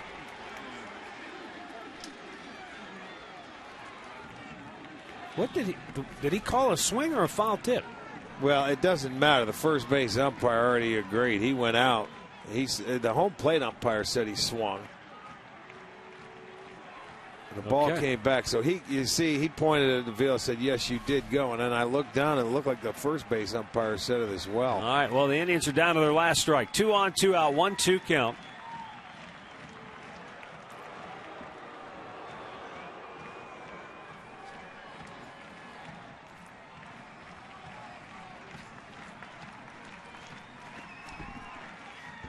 Benoit, a long look in, as usual. Now he's ready.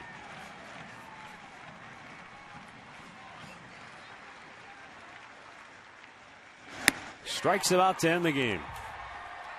So Detroit wins 3 out of 4, and they leave town with a 3.5-game lead in the American League Central Division. They go to 49-39 on the year. The Indians fall to 46-43. 4-2, the final score here tonight. Disappointing defeat in that the Indians only have themselves to blame tonight. Just a failure to execute cost them in this one. Time now for our key play of the game, brought to you by KeyBank. Well, you come back to 10th inning. There were 2 outs and 2 on, and then Victor Martinez is going to get a breaking ball. It was sort of flat, and he left it down, but it was middle of the plate, and he drives it straight away center field. It goes off the wall. It drives into Tigers 2 runs. So that'll be our KeyBank key play of the game. Proud to be the banking home of the Cleveland Indians.